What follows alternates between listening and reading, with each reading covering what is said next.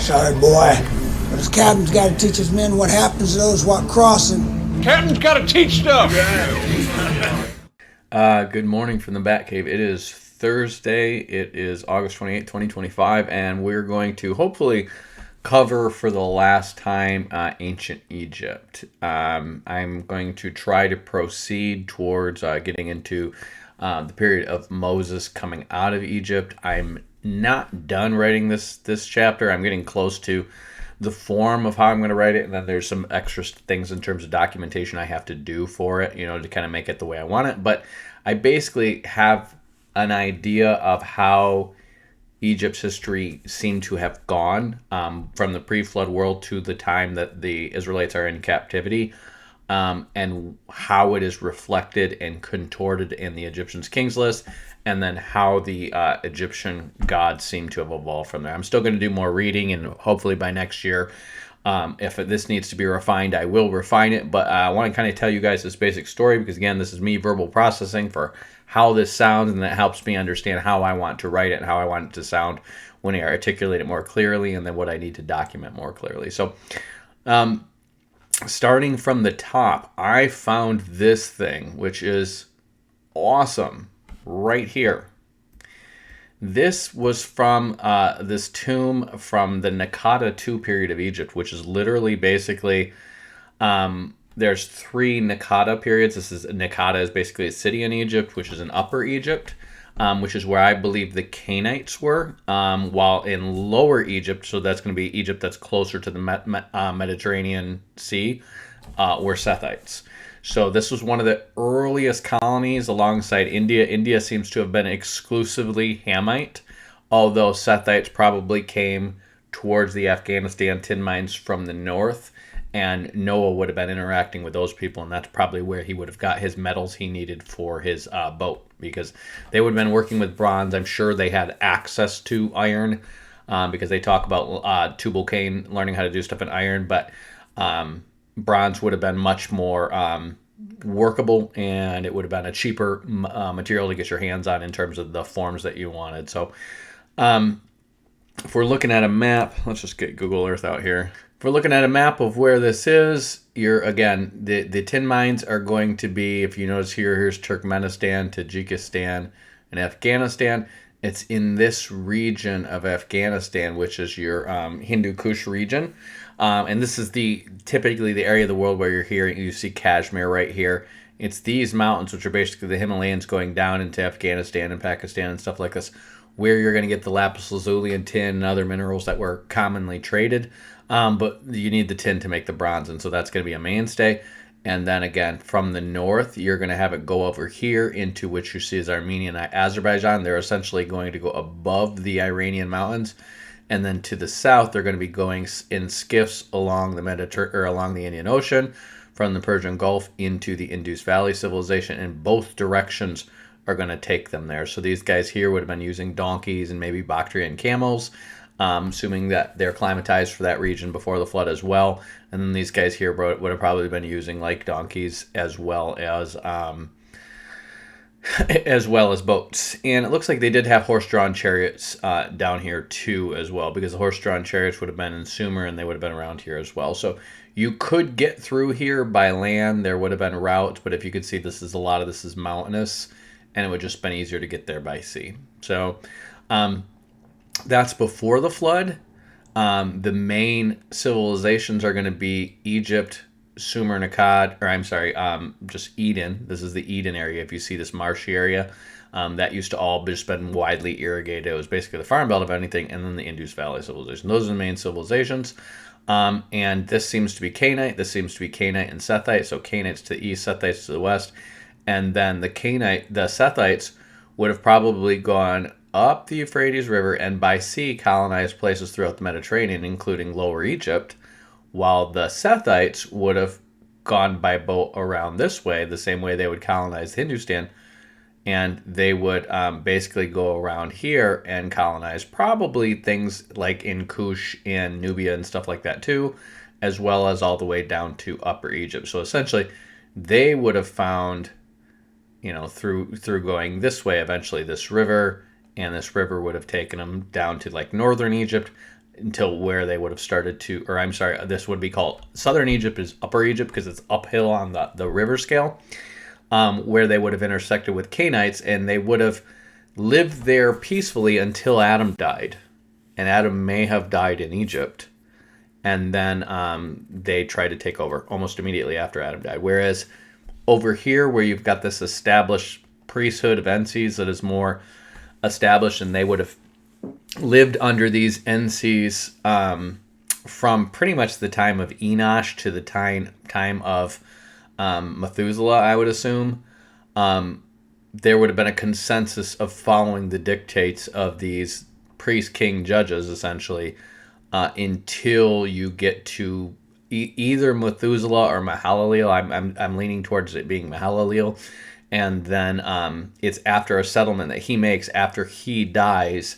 It seems like that turns into warfare there, and then you have the vulture stele between Lagash and Umma over in here, which is going to be the basis for the wars breaking out here. But that's going to be around the 24th century BC, or 24th century BC, so about 150 years before the flood, where over here, the Canaanites actually seem to start to overthrow it like as early as like 3100 BC. Now, we're taking all this with a grain of salt because the Egyptians definitely are BSing their kings lists, and they might just be making this stuff seem older than it is. But what we have from what is probably their oldest kings list, which is the Palermo stone, is going to have, let's see here. The Palermo stone is probably a post-flood record of the pre-flood 5 dynasties that lived, and if their records and the archaeological alignment to their records is at all accurate, it's going to last until, they assume it's created in 2450 BC because of who's on it. There's this 6th dynasty is not on it, but the 6th dynasty seems to be the relatives / heirs of the 5th dynasty who are losing control of Egypt, and this seems to be in the period just before the flood. So this 5th dynasty seems to last to 2345. We have the flood around 2300, which means it's a war-torn kingdom that seems to be not having a unified authority in the generation before the flood. So it would make sense that this would be recorded afterwards because they're getting these records off of various tombs and royal records and stuff like that, and then somebody would have composed it into essentially an annal of the pre-flood kings, and they would have ended with the 5th dynasty because that would have been the last kind of secure dynasty before the era of the flood. And then later on, they're going to just call it an intermediate period and push the flood back thousands of years, and they're going to instead insert these BS dynasties between that, which I believe are these 7 tribes of Egypt, and they're just taking them all and stacking them on top of each other because some of them make no sense. And what it looks like is some of them might be reflecting people who were officials in the empire, and they just have these short reigns of 2, 3, or 4 years, and then the next guy takes office, and the next guy takes office, and that makes sense that they're not kings, they're actually officials serving a term in an office, and then the next guy goes, and the next guy goes, versus a list of dynastic rulers or a passing rule on from father to son. So, but they stack them on top of each other as if they're a bunch of successive dynasties, and that's how they fill in the gap, which would have been the flood, and then the at least 200-300 years of building Egypt back up again, just like they do in Sargon of Akkad by pushing Sargon back hundreds of years, and that's why you have that disagreement between the Sumerians' kings list and the Assyrians' kings list with the same guys. Okay, the disagreement literally covers a period of about 300 to 400 years, which is pretty much the same gap that seems to be getting filled in Egypt. And we know that the Egyptians and the Sumerians are trading with one another. We have Sumerian seal scrolls that are there from before the flood. So we know both before and after the flood, these guys are trading with one another, and they're probably exchanging ideas of propaganda between their priests. So that's what we have with the Palermo stone. What we have from the king's list afterwards, I assume that these theophoric names, if you notice the names, you see Mentuhotep, which means Mentu is satisfied. Amenemhat means Amen is at the head. Senuseret means, I think it means sign is powerful, or Sen is powerful. And Sobek Neferu, I forget what the Neferu means, but Sobek seems to be Saba. It seems to be Cush's son Saba, which would have been probably deified in the south, in Nubia, which was in and out of Egypt's domain at different times. But if you're going to deify somebody, how about somebody who, you're probably married in with? They probably were married in with them at times. Based on the different pieces of information I see, I kind of lean towards the idea that Asiatic features came from Ham and African features, the distinct features of Africans and Asiatic peoples came from Ham's wife. Like, that's probably where they came from. And Ham's wife was probably buried in Egypt. And a lot of the peoples who are going to migrate east are going to lose some of those African features, but some of them are going to maintain the dark skin, but they're going to lose like African hair and different features that are kind of distinct to the African continent, because they're marrying in with people who are generated from a later wife of Ham and Cush, but who the women that they're marrying in with are not going to have those strong African features that probably are with Ham's first wife. Okay, his first wife, they either divorce or whatever, or remarry, but the city of Hemet seems to be based on Hem, would be how you say Ham, and Hemet is a common thing for these Egyptians to have a female wife of a deity or whatever, where Et is just that's the end of the male name, which would be like saying Mrs. Ham. Okay, so Hemet is the name of what they originally called Egypt. Chemnu is the name of the city where the Ogdoad is. And where the Ogdoad is, the Chem seems to be Semitic, so that's what the Hebrews would have called them, while the Egyptians would have called them Ammon. And Ammon and Amenet are part of the Ogdoad, as well as Nu and Naunet, which is basically Noah and his wife. Okay, so it makes sense that these same people, the only one that's out of order is Mentuhotep here. And again, I'm looking at this, the Turin's Kings list, which is basically the final one in the days of Ramses II. You see how they have Mentuhotep up here and then Amenemhat and Senuseret. Well, the reason that happens is it happens progressively. I believe Mentuhotep is based on Naram Sin, because he's this guy who's depicted with bull horns just like Naram Sin was. He's this warrior who supposedly unifies Egypt in their legends, but these legends come later. And the original order seems to be after Sobek. Sobek starts being used in theophoric names. So actually the order you would have is Ham being used, then Sin, then Saba, which is the same thing you find in the Sumerians Kings list, which is Amenu. You'll find him in the Assyrians Kings list. And then followed by him is Sin or Swen, and followed by him is Saba. So where for Zababa, who Sargon overthrows, literally means servant of Father Saba. So Abba is combining the word Saba and Abba. So Father Saba, and means servant of or man of. Okay.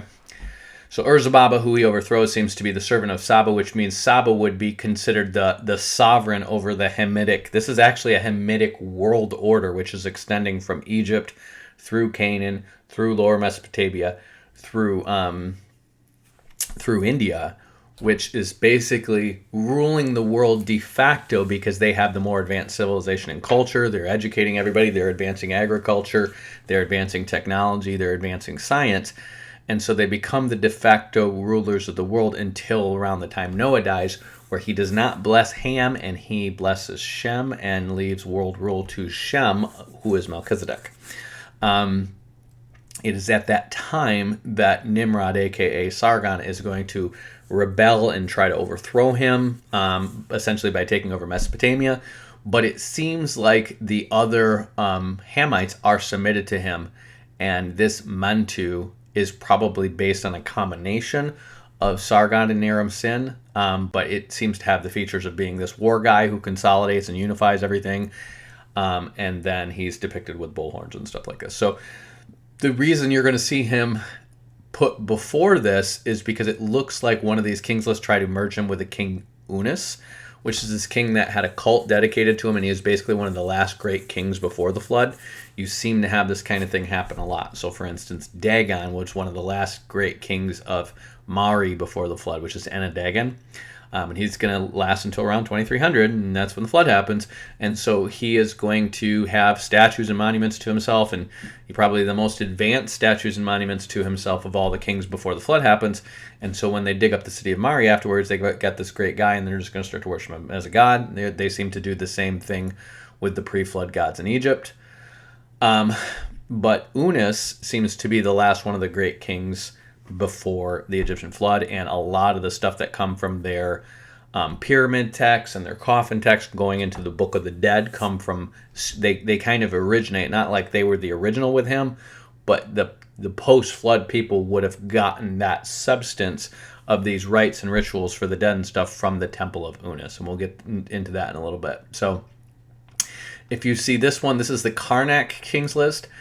Oh, I'm sorry, this is the Saqqara tablet. The Saqqara tablet is going to be one of the older ones, and I forget. You have the Saqqara tablet, the Abydos Kings list. I think the Karnak Kings list is in the days of, I want to say Seti the First, so that would be Ramses' grandfather, I believe.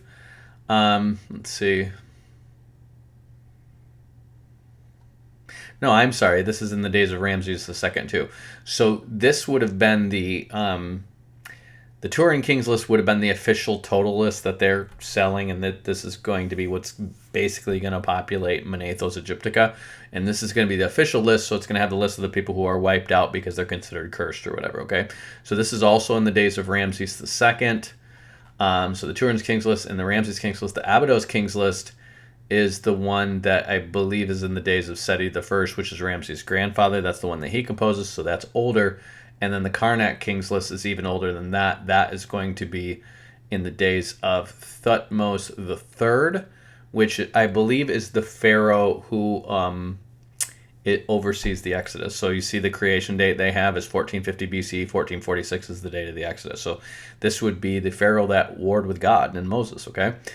And this guy is going to have a version of this thing where he is going to move Mentuhotep up. You see how Mentuhotep the First is moved up above Amenemhat and all this stuff over here?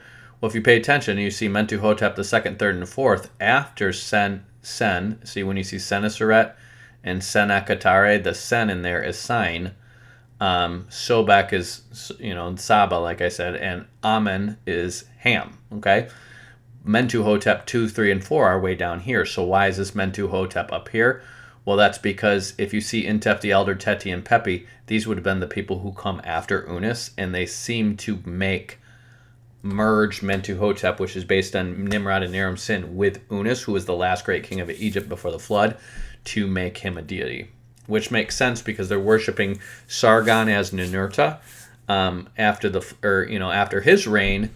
And this list is going to be made in the days of Moses. And so what Egypt is doing is they're basically trying to replace Babylon as the OG kind of headquarters of the world, if you will, the OG capital of the world. And so Egypt's trying to replace that. And so what are they doing? They're taking the great king who establishes world government after the flood that these guys are related to, and they're replacing him with their great king from before the flood. And so they're making it look like that deified war god, essentially, which is based on this usurper, which is Sargon and Naram Sin, is an Egyptian, not a foreigner from Babylon. So that's why they're stealing the name and they're putting it back in their list, even though it's here after Sign, because it's after Sign dies that Nimrod starts his conquest, and he deifies Sign, and then after he dies, he's deified. Okay? So if you look at the, let's see, that's the Palermo stone, that's the latest. Oops. If you look at the Karnak Kings list, which is in the days of Thutmose III, that is where that is done. Okay. Again, of the new kingdom era, this is where, with the exception of the Palermo stone, this is where all of these lists come from.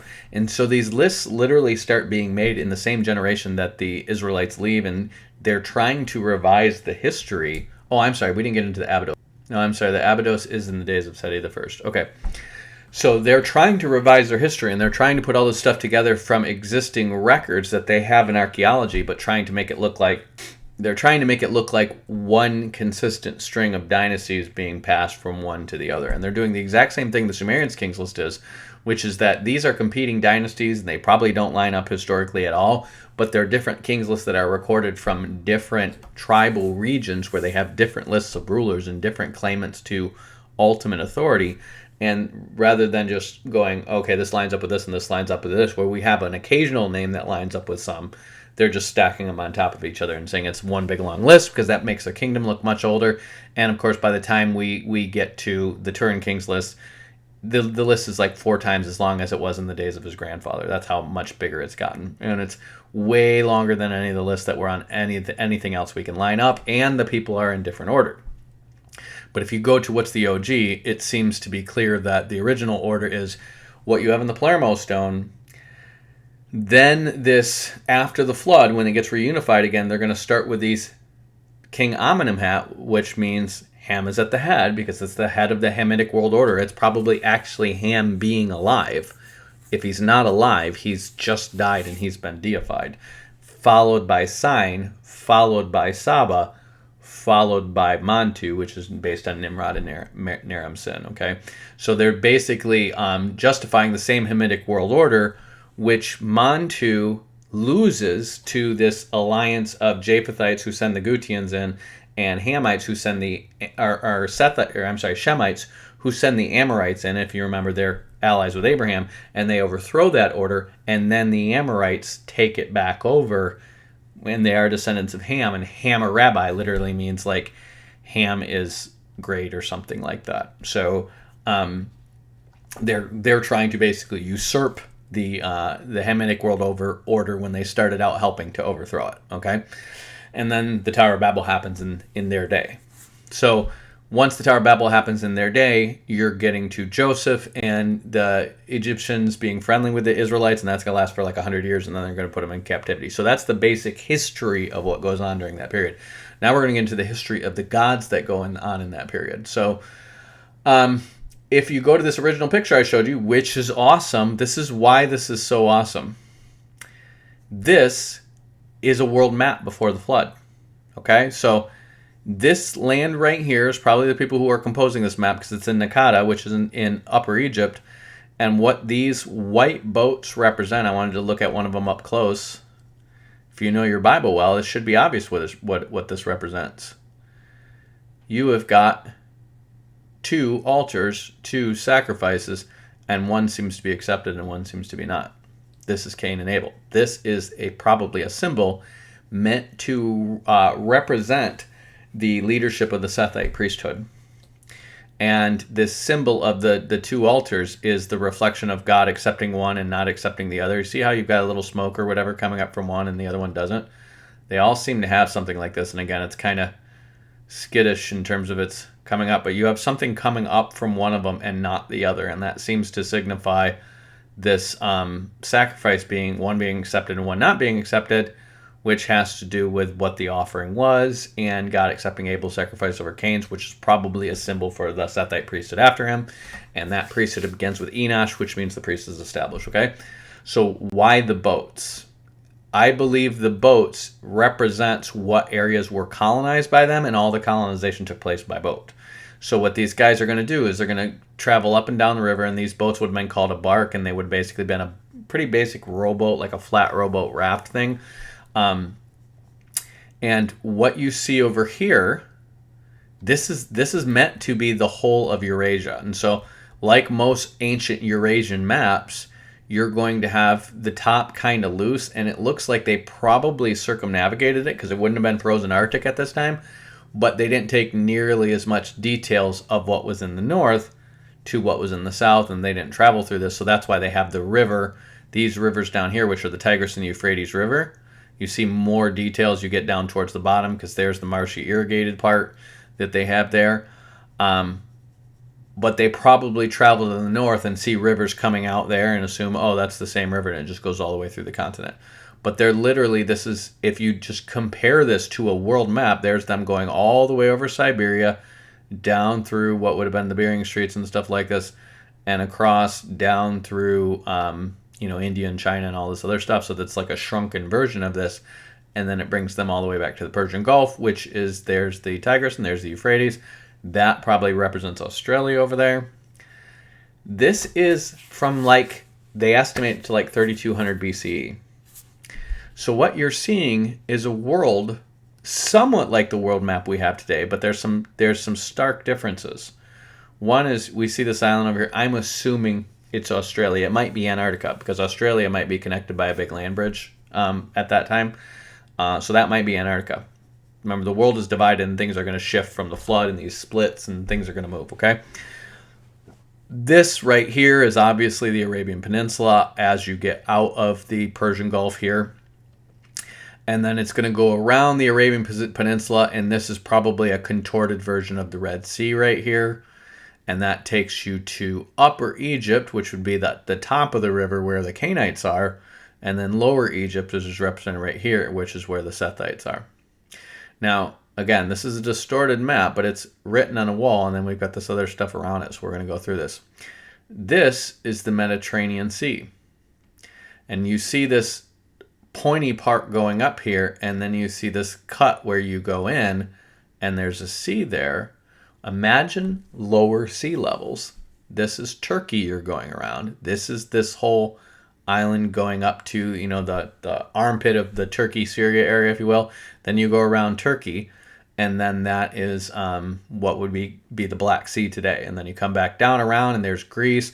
Well, what are these parts? Why does it connect here and here and here? Well, the answer is it's just because of lower sea levels. So if you were to look at Google Maps, and you can see these places here, it's clear that this would have come down much more. You see this sea where it goes up here to a point.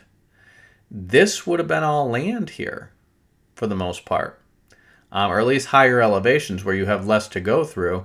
And so this sea might be here. It might be the Black Sea. One of these two seas, and I think it's the Caspian Sea, but it might be the Black Sea, is like fresh water underneath and then salt water over it because it gets deeper after the flood. But then you see these higher sea elevations could have connected Africa right here with Italy. And then you see Sardinia over here almost connecting with Africa over here. And then you see these other places of connection where you have Spain in that connected. Well, let's compare this to our map. You see how Africa kind of comes, here's where Egypt is, then you go over and then it juts out here and then it juts out again. So let's look at this, and in here you see how it juts out here and then goes in and then juts out again, similar, but that probably juts all the way out to here. So it's a distorted map, but it's still there. And then you see parts where it like almost connects there and it connects there, okay? So if we see these, it's like there's your connection of Italy and Sardinia. Now, just to show you this, there is this NASA. There's a NASA, if you look at this NASA draining the oceans video, it's showing the effects of the sea levels decreasing over time.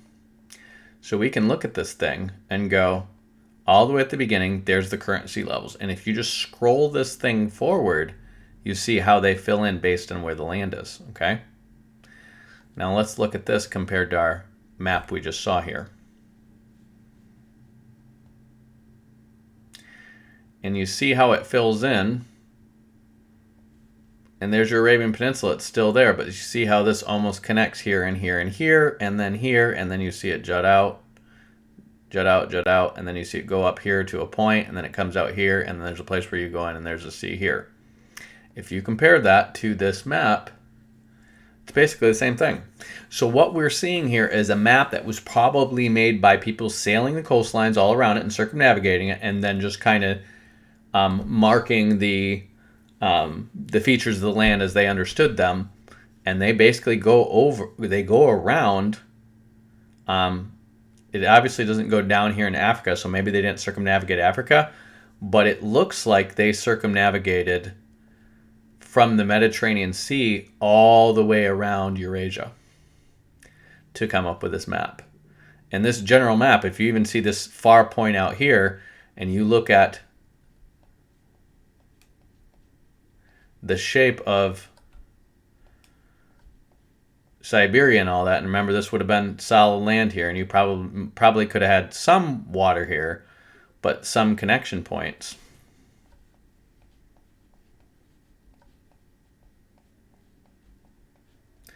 If you look at Northeast Asia and imagine this is all just one thing, and this Sea of Ashok or whatever might have been like land or largely land at that time. And then you just compare that to this with the land filled in. You can go like this, and it's mostly filled in, and there's some jutted out parts. And then you compare this to over here, you can tell it's not to scale, but it's kind of mimicking the shape of Eastern Asia. So it looks like they circumnavigated probably from Egypt all the way around the Mediterranean, all the way around Eurasia, and then back, and they probably went this way, and that's why you have a lot more details out here to the west and a lot better scale out here to the west. And they went over here, all the way over here. They would have went to England, which probably would have been connected by a land bridge at that time, and then they went all the way around Eurasia. And the topography of this was probably kind of boring and plain and very far away from all civilization to them. And so they just went around it. They probably seen some rivers that emptied out into the North Sea, which they do definitely have there. And then they just assumed those were connected right to the Tigris and the Euphrates, because those were like the biggest rivers they knew of. And then they went all the way around to the edge of it. And they have an island out here, so they probably at some point in time went out and said, there's people over there in this island. So either they left people there, or there were people there and they were on an island off there. And that could have been Antarctica, that could have been Australia, it could have been Madagascar. The point is there's some island over here that they're noting with some people on it. Okay. Now, that leads us to what was populated by Sethites, and it looks like Arabia was. This would have been Lower Egypt. This would have been Europe. This would have been kind of like Libya. So northern Africa would have been populated by Sethites. And then we see this motif, and hopefully you guys can see this. I'm going to try to make it big for you. This is what's known as the Master of Animals motif, and we have this all over Mesopotamia, all the way to India.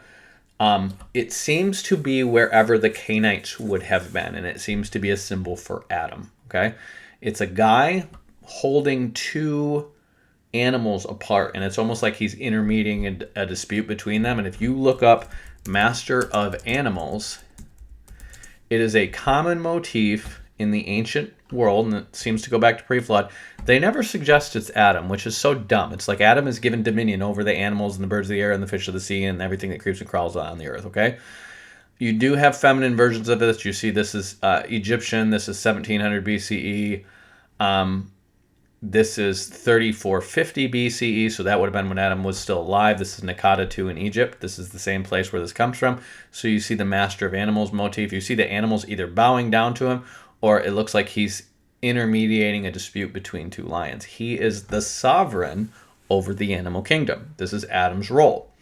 There's another one where he's holding two bulls. Often this guy is depicted naked because Adam was naked before he realized he was naked. And so it's clearly signifying Adam, but in many, many things, this is him with angelic beings. Notice it's like a bull with wings, but he's intermediating between the two.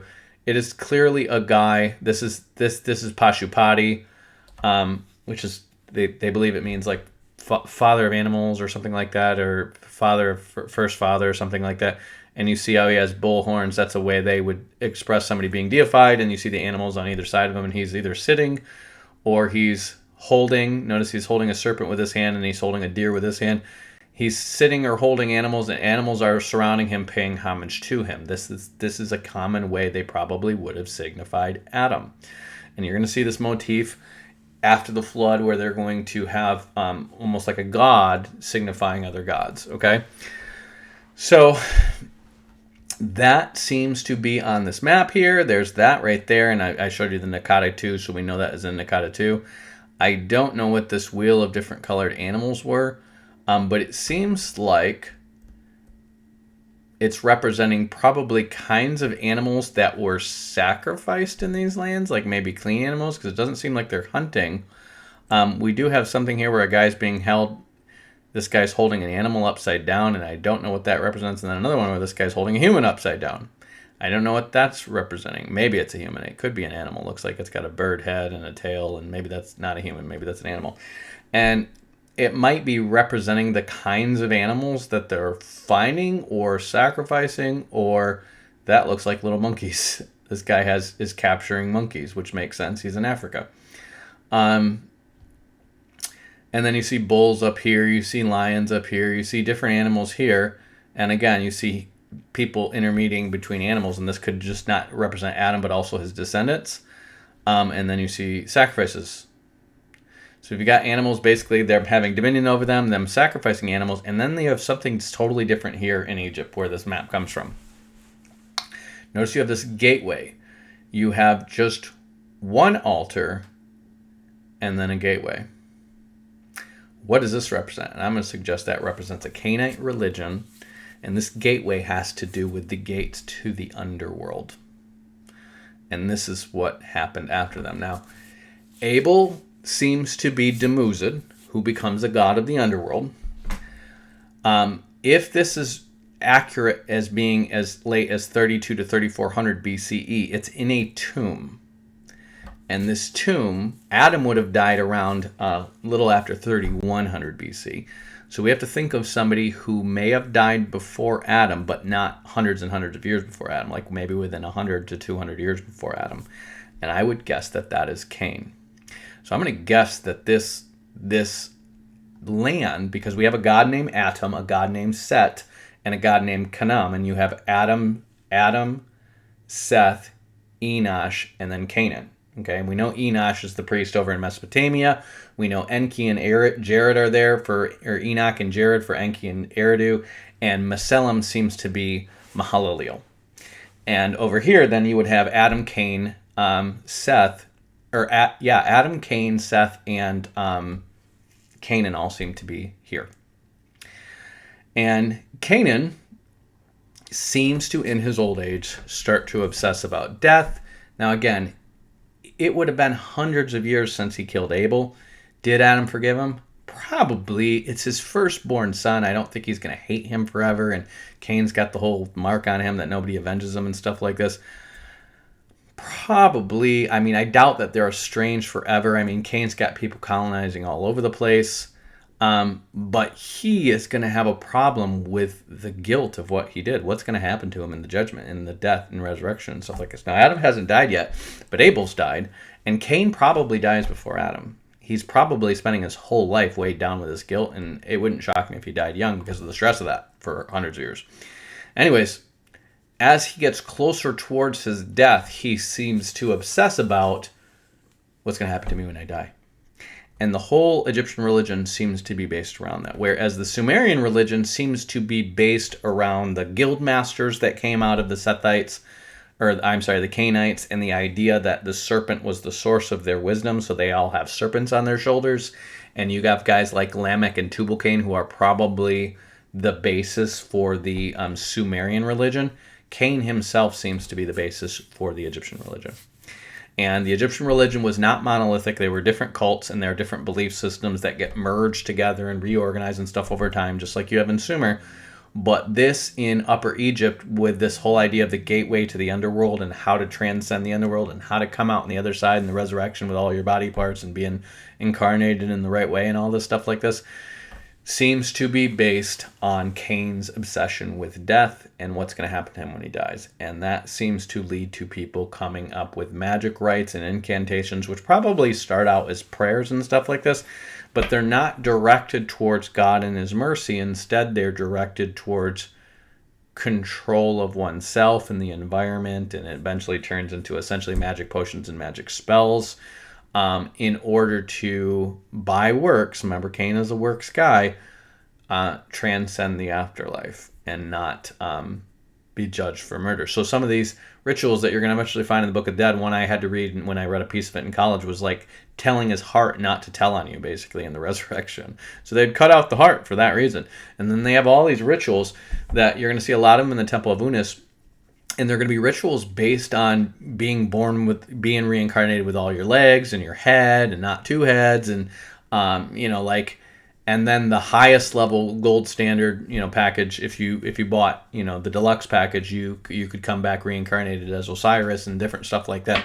And it was literally about buying your way into a better afterlife. So think the movie Upload, where you have like the rich people go to this place in their digital afterlife. It's literally that. That's what Egypt was. It's all a lie, but you're selling it to somebody before they die. And that's what this priesthood was based on. And again, it started with people probably making stuff up to appease Cain as he approaches death. And that obsession with death led Cain to probably buy into this stuff. And again, this is speculation, obviously. This is just hypothesis. This is something I can't really prove with hard evidence. And by the time Cain dies, this idea of a gateway to the underworld is associated with Cain, the one who offered the sacrifice that wasn't accepted. And notice you just have the one altar and then the gate to the underworld here. That is basically representing the Cainite priesthood versus the Sethite priesthood. Notice on one side of the altar you have the handles here. I would imagine those handles represent like a basket of fruits, because you're going to see all these altars here. Well, I guess both sides have the handles on it. Okay, never mind. Yep, handles. But the point is it's different than the other ones. And so this seems to be the religion that has to do with death and the afterlife versus the other religions that have to do with appeasing God with sacrifices or appealing to God with sacrifices. That's all the details I can pull out of this map, but it seems to be the basis for these things. And by the time you get to this, you get to the temple text of Unas, and you actually can read these temple texts, and it tells you what's on each wall now. You can get all these things. And some of this stuff, they have the same Bull of Heaven in it that they have in Sumer. Now, they don't have a cult to the Bull of Heaven like they do in Sumer in some other places, but they do have reference to the Bull of Heaven. Now, we know that they're trading with Sumer, so it's the same Bull of Heaven. The cow gods, which would include Hathor and the Apis bull, are based on the Bull of Heaven. So Hathor seems to be like the Egyptians were just going to feminize the male. The Bull of Heaven would have been depicted as a male, and his consort would have been just depicted as a cow. So where you have cow deities, you also have this in Elam, you have it in Sumer, you have it in Egypt. These cow deities, of whom Hathor is one, the name Hathor is probably an ancestor that just got merged with this cow deity after the fact, but the cow deity seems to represent the one who was impregnated by the Bull of Heaven. So they have Isis, who seems to be, her real name is Aset, so she's probably based on Ashtoreth. The name, at least, while the mythology is based on Inanna, but the original version of Inanna probably was the bull symbol, which became the god Hathor. So they're two gods who are basically the same person. So this is the temple of Unas, and he is like this last great king before the flood. And he is basically praying to their... It's literally Catholic praying to the saints. God of pirates and wizards, pray for us. It's literally that, okay? It's like, the great Urias fumigates of the bull neck and the heat of the fiery breath against you, you who are about to shine. O great God whose name is unknown, bring at once the meal of the unique Lord. O Lord of horizon, make place for Unas. Pray for us at the hour of our death, Saint Mary. This is what the Catholics absorb. It's this idea that they absorb into the pray for us, and then doing all this stuff and chants and rituals after people die to get them out of purgatory and stuff like this. It's this exact thing. Only they're doing it with Uraeus is actually the serpent. That's where the Aurora Boreas comes from. So it's the serpent. I think it's a serpent of wisdom, or it might be the serpent that coils around the earth. But I think that's the serpent that's on their heads, versus Apophis, who is the serpent of chaos. But you can look at these guys and you can go, Osiris, what does he say about Osiris? Osiris is Unas in a dust storm. His horror is the death. Unas does not enter into Geb. That's another god, that he might be annihilated. That's the god of the earth, I believe. That he might sleep in his house upon the earth, that his bones might not be broken. His injuries are effaced. He has purified himself with the eye of Horus. His injuries are effaced by the two female kites of Osiris. Unas has freed himself from the discharge of his wounds of Cush on death. So what we have in these utterances are basically the prayers for them to have achieved these things. So he might pray to Osiris in one, and another one might say Osiris is Unas. And this seems to represent him coming back as Osiris or being merged with the spirit of Osiris or something like that. And they're going to keep saying it. His sister, the Lady of P, is one who bewailed him. Unas goes to heaven. Unas goes to heaven with the wind. And it's basically the rituals that are around his tomb that are saying, here's the prayers he paid for. Here is the success he's achieved in the afterlife, essentially. He has paid a lot of money for that special service after the person dies. He is out of purgatory, lickety split, because he has given many indulgences, and he has prayed to Mary, and he has prayed to Saint Bartholomew, and he has prayed to Saint Blackbeard, the patron saint of pirates, and Saint Gandalf, the patron saint of wizards, and he is now in the aftermath with all kinds of powers. And he got his peg leg returned to being a real leg because he was a good pirate and he paid his dues. And you see the air god Shu. He kisses the red crown, is one hurled by the god, blah, blah, blah. Okay? So, we see that they have basic versions of the same gods that are in Sumer. Okay? Now let's get into Ra. Ra is not the original name for their god. Okay? Their original god, the earliest versions of the name we find is Atum, not Ra, which seems to be based on Adam. Okay? The symbol is not originally the sun symbol.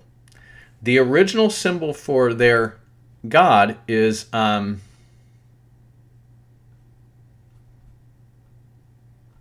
this mouth. And I think that represents the word. I think the mouth originally represented the word, and then the Sethites in southern Egypt are going to start to worship the sun as the eye of Ra, who is the mouth. Well, the phonetics of this stuff don't come till later. Okay? The phonetics come after the symbols. So the word probably originally mentions, the mouth probably originally means the word, and the sun probably originally means the son of righteousness, like Utu. And then they put the two together, the word and the sun, and their way of saying that he's not a sun god per se is that the sun is his eye watching over us to see if we've been good or bad, so be good for goodness sake. And that's where it becomes the eye of Ra and eventually the eye of Horus. Okay, that is the all-seeing eye. And what we have with a lot of these gods, they start out as symbols. The cow symbol, the hawk symbol, but later seems to get merged with a word or a person's name. Remember, to assume that this is Ra from the pre-flood world is to assume that the Tower of Babel happened before the flood. And that's how they pronounce stuff now. Okay? Well, what did they pronounce this for? I don't know. Ra might have been their word for the word. Or it just might have been their word for God or the Lord or whatever. But the symbol was a mouth. And I suspect that it was the word. And then the word was depicted with the sun. Atom is the word itself means to finish or to complete, which Adam was the completion of the creation. And Atom is deified as a self-created god who is depicted as emerging from a mound that came out of the primordial waters. So what they're really doing is, because Adam came out of the earth, after the earth was, the seas were gathered and the dry land appeared, their symbol, whatever they had was a picture, whatever they said it, is goes into the meaning of the name Adam, having to do with the creation week. So again, I'm not saying these guys are getting this from something like Genesis 1 verbatim, but what they're probably getting this from is something that was written down in pictographs similar to the Genesis 1 narrative, that then they are merging things that were in Genesis 1 and Genesis 2 as if like, oh, there's a parallel between this guy being made from the dust of the earth and this dust of the earth being made. And lo and behold, the original names for it was Adama is the earth itself and Adam is the person. So it wouldn't be shocking to go in their original language. It'd be like Aeronia was the name of the earth, and my name is Aaron, and it's like, yeah, Aaronia was emerged from the earth. He is the embodiment of the earth or whatever. Well, their version of Atom is a self-created being who then creates other beings by spitting, and then later texts say he creates them by masturbating. So he doesn't have a lady. It's just this one guy, because that seems to be what they've created in the first place. Then they create Eve from him. So where do they come from? And whatever they're symbolizing to tell this tale, the tale eventually emerges to, he must have spit them out. Well, where is he spitting them out? Well, if he's a mouth, where do they come from? Remember, they're merging Atom with Ra, okay? So if he's a mouth, how do these people come from? Well, he spit them out. Well, this is probably, they're looking at symbols that originally reflected him speaking them into being. Well, how do you do that? Well, if you make lines going out of a mouth, what does that represent? Words coming out or spit, right? So there's probably symbols like that they're looking at and going, oh, he spat them out into being. Or he spoke them into being, male and female, or he breathed life into them. And that's how they got the breath of life. Whatever they're looking at, they're depicting it as this mythology that turns into Adam, who is merged with the sun god and this first creator and the first creator god. And then he's eventually going to be merged with Ra, and he becomes Atom Ra. And then eventually they're going to say that Ra was created by Ptah. Now, I've looked into Ptah, and it looks like the original Ptah is a symbol of a guy holding like a staff kind of thing. And Ptah seems to be an original smithing god. And he probably is not Tubal-Cain. He is probably somebody who was trained by Tubal-Cain, because it says Tubal-Cain became the teacher of every artificer in brass and metalwork and stuff like that. So he probably trained all these other people, and he's back over in Sumer as Ningirsu, the Lord of the Plow. And then his students get transported to other places where they become the main guy who knows metalworking in their place. And so Ptah is probably one of his students. Now, the phonetic PTH, which becomes Ptah, it's kind of hard to miss that kind of sounds like the sound of spitting. So if the symbol was a guy who is apparently this teacher of metalcraft, and then the phonetics Ptah comes out, Ptah might have been literally based on the idea of this guy spitting people into being. And that's what Ptah is literally the sound of spitting phoneticized. That's a theory, but it goes from being the picture to being PTH to being Ptah. My theory that it was Japheth, I think, is wrong, but it was probably a plausible enough theory that the Greeks, who had Hephaestus, who is probably definitely based on Japheth. Hephaestus, if you look at Japheth being in modern Greek or in classical Greek, it would be Hypatus. So Hephaestus and Hypatus, they're very close. They're probably the same one, and they probably looked at the PTH just like I did and said that's the same guy. He's involved with smithing in our religion. He's involved in smithing in your religion. It must be the same guy, but it probably Ptah was pre-flood, and as based on spitting. So that's my theory. That's what I'm going to stick to. From the pre-flood world, we have an Ennead. We have Atom is going to be the first god in the Ennead. There are other gods and cults that the cult itself seems to be older, which means just because Adam is at the top of their Ennead by the end of the pre-flood period doesn't mean he was the first one to be worshipped as a god. You might have had people that died before Adam and of old age, and you might have had people who started to be worshipped before Adam. So you do have gods like Satis, which seems to be a feminine of Seth, worshipped in places like Elephantine Island, which was called Abu back then. You have this woman named Neith that seems to be this mother, this primordial mother figure, which could have been Eve. Eve could have died before Adam, or some other woman who died who was just a prominent, mother of a bunch of people that lived in that area. And then you have the bull, which becomes Hathor. It becomes named Hathor in the post-flood period. And then it seems like there's the bull that could become the Apis bull that seems to be worshipped there. And then you have the falcon, which becomes named Horus. Okay, I suspect the appearance of the falcon god seems to emerge around the same time that Adam dies and Seth dies and Enoch is translated and then Horus probably is dead by then. So this guy named Horus the warrior, Hor-Aha, is going to be the son of Narmer, who is basically the first, who I believe to be a Canaanite, who is going to, see if I can go all the way back to the Hathor, Palermo stone. Narmer is basically going to be the first Canaanite who seems to start to subdue people. Notice he's wearing the tall, we'll call it a bowling pin hat. A lot of these guys are depicted with erections and large phalluses. You see him like subduing this guy with his mace. There are other guys before him who seem to be like kind of strongmen type lords, but nobody is ruling over all of Egypt. He seems to be the first one to take over all of Egypt. So this seems to be the Sethite that takes over. If you see this bird pulling what looks like a long boogie out of this guy's nose, that's supposed to be like pulling his soul out.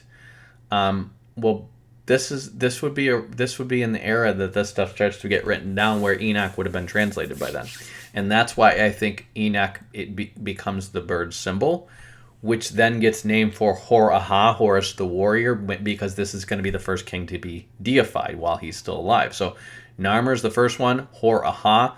See, and they think before him this Ka or this Scorpion and Scorpion 2 could have been kings. There's a king named Ka, and then Ka becomes the word for the spirit. So that could be a merger of this person's name to the idea of the Holy Spirit. And that might be the first male version of the Holy Spirit. Might be. I don't know. Ka is not personified. It's not personified as male and female. It's almost like a force. And this becomes the basis for the Chinese Qi. The same sun symbol is used for Ra in Egypt and Re, the sun, the name of the sun in China. And then Ka and Qi or Qi seem to be the same thing, which is an impersonal force, which might be impersonal rather than feminine because it's merged with the name of this King Ka. That's just a theory. We don't know. But Hor-Aha, we know he is the second person with the name Horus phonetically spelled. There's another guy called like Itcher Hor, which could have been like his grandfather or something. And he could have been just named for a grandfather. So something Horus, whatever the name Horus originally made. And then his name becomes Hor-Aha, which means Horus the warrior, okay? Now, they're assuming that Horus is already worshipped by that time. And so that he has Horus in his name because it's a theophoric name. I don't think it is. I think it's his name. And I think they just have the bird symbol. I think his grandfather has Horus in his name, and so he gets that name from his grandfather. And then the bird symbol reflects, just like the Dingir in Sumer, where after Enoch is translated, he's raptured, he becomes like a star, and these guys pick the rapture symbol, and they pick the star symbol to signify somebody ascending to deity. And so whenever they have somebody ascending to deity, they have the falcon, which probably represents Enoch, who is caught up, basically signifying that they made it to where he is. They have ascended into deity. Well, Hor-Aha is the first person who is going to be worshipped as a god while he's still alive, and so he gets started to be depicted in all his reliefs with the falcon over him, and then his name, Horus, seems to be becomes synonymous with... Horus is the Greek version of Hor. They're just going to add the S at the end. Seems to be the reason the falcon symbol becomes identified with Horus after that. We do not have a phoneticized Horus related to the falcon symbol expressed before Horus the warrior. Those come after the fact, and then they start to be used interchangeably. The symbols and the symbols for the sound, and then the bird itself. This is where the myth of Osiris then seems to come in. His son Djur, remember, his dad has been worshipped as a god while he's still alive.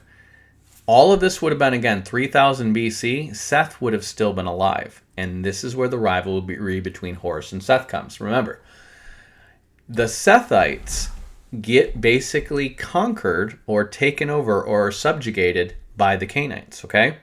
While Seth is still alive. Adam's dead, but Seth is still alive.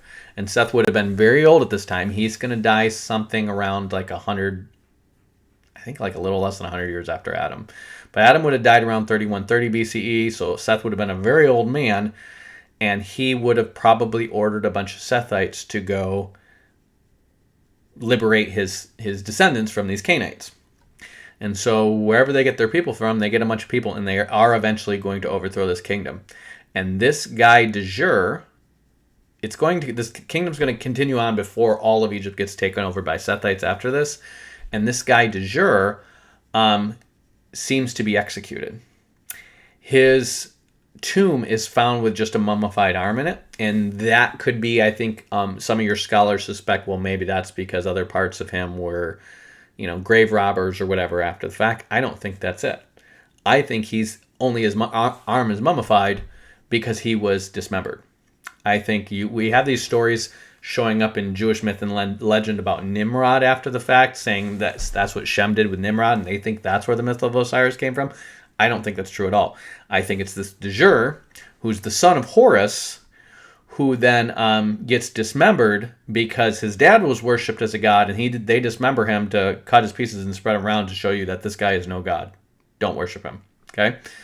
And so this is essentially the retaliation for his father and grandfather essentially overthrowing and subduing the Sethites and then being worshipped as a god while Seth is still alive. Now, Seth is going to do this, and then he's going to die not long afterwards. These guys are going to fight, and this is the first dynasty. And then the next dynasty that is going to succeed it, I think this one might be a Sethite dynasty. It's either the second or the third. I think it might be the third. They have Horus names, and the Horus name is basically saying it's a deified symbol attached to their name. That's what a Horus name essentially means. And they're acting under the authority of Horus. And then when you start to see Ra emerge on the end of their names, those are Sethites. And I think that's not until the third dynasty. So they probably get independent after a dynasty, and then in the next dynasty, the Sethites take over. And the Sethite dynasty is going to be the one that starts building pyramids. And pyramids have to do with the worship of Ra. And this seems to be when the sun symbol starts to be attached to the word, and Ra starts to be considered a sun god. And it probably is around the same time Utu starts to be worshipped as a sun god around Sumer, and that just transmits from the Sethites over here to the Sethites over here. So they're worshiping a sun god in opposition to these other guys who worship serpent gods. You also have, I think it's Dejur or Dejet, either him or his son, who is the first one associated with serpents or serpent worship of the Canaanites.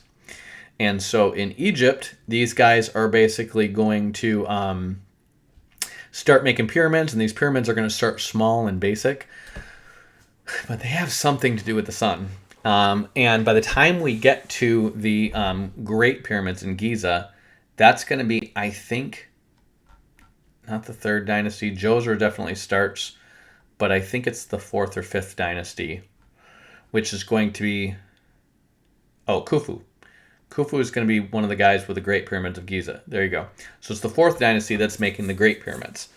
And what I suspect, the way these are dated to the pre-flood era, but most of your Christian archaeologists are like, no, these things were built after the flood. Well, what probably happens is the original tomb of these guys was the base of it, and then they built the pyramid over it. So if you look to the Great Pyramid of Giza,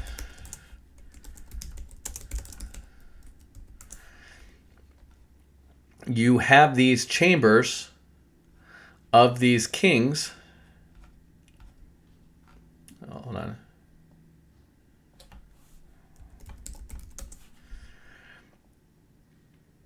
And notice how you have people are trying to figure out the mysteries of why these have these upper and lower chambers. So you have the king's chamber, and then you have the queen's chamber, and then you have the descending passageway and the subterranean chamber. What I believe is that the subterranean chamber was probably the original tombs of the original pharaohs that built these. And then this stuff, because they say the Great Pyramids, like you have a king's chamber and a queen's chamber, so why do you have these smaller pyramids that they're saying belong to the queens? I don't think they belong to these guys. I think these guys basically occupied them last, probably, and they were sealed within them. But these pyramids, these three big pyramids and these three small pyramids, were probably designated monuments to Shem, Ham, and Japheth and their wives at first. because you have that with the Ogdoad. And probably the Sphinx was designated to Mizraim, their common forefather, I would suspect. And what you have with these King's Chamber and these subterranean chambers is probably something like a chamber representing the Pharaoh, because remember, these pharaohs are eventually going to get seen as gods who are infused with the spirits of these former god kings. And the idea is the sun is going to shine down on this, and this is going to be polished white limestone, and it's going to look like this beam is coming down from the sun into this chamber. And what you're doing is you're creating the magical illusion of a fusion between the king, who has been buried here, and then this other king who was probably there from the antediluvian past. That's what I think that this is. And they might be bringing kings in here to go through a process like this. So like when one king dies, the next king comes out as kind of like the reincarnation of him with his spirit and Ra and blah, blah, blah. That's what I suspect, just the way that these are lined up like this, top to bottom, and the sun would shine on this, and you have something that's underground, which very well could have been pre-flood, and then something that's above ground that could have been post-flood. Again, theory, hypothesis, call me crazy, that's fine, but that's what I think this was. I think based on the different stuff I'm reading about the religion, this idea of them being unified with these other gods after their death, that would make sense to me. If you're trying to pull this off through a magical illusion to make people believe that's what's happening, that's how I would do it.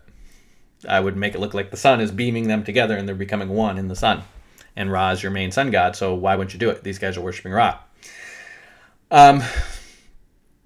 So if I was the false prophet, that's what I would do. So then you have, that takes you to the fourth dynasty. And then you have the fifth dynasty, which is going to have, Pepi is going to be one of the later guys, and then the sixth dynasty is going to pick up after him. And this dynasty, I think, is falsified. It's not in the Palermo stone, probably because it's falsified. There are probably elements of it that have to do with what persisted after the flood, but it's probably composed into the Turin Canon and Manetho. You see, this guy says there's 203 years. This guy says there's 181 years. Why don't they agree? They're off by decades on a lot of different stuff. And I think if you pull out a lot of these different decades and stuff that they vary on, what you can end up finding is something that lines up with the flood pretty well. And what you probably have is a dynasty that was kind of diminishing from them to the flood, and then the flood happens, and then a new excavation and rebuilding of this after the flood by Ham's descendants, which is going to be probably a 200-year gap. It's probably one of the first place Ham and these guys go after the flood before they go to Sumer, honestly. And then they get records from Sumer right here. There's records from Sumer here, buried here today. So they probably just follow this stuff over and into Sumer, and then they follow it into, because they would have all dispersed from somewhere around the Haran region or Göbekli Tepe. It's kind of south of that, where that's the first major tributary in the Euphrates River, where they would have done this cross river irrigation farming. You do this because the river's flowing here in both directions, and then it's going to connect, and you're going to cut these rows in between it to create irrigation channels, which make easy passive watering of your crops.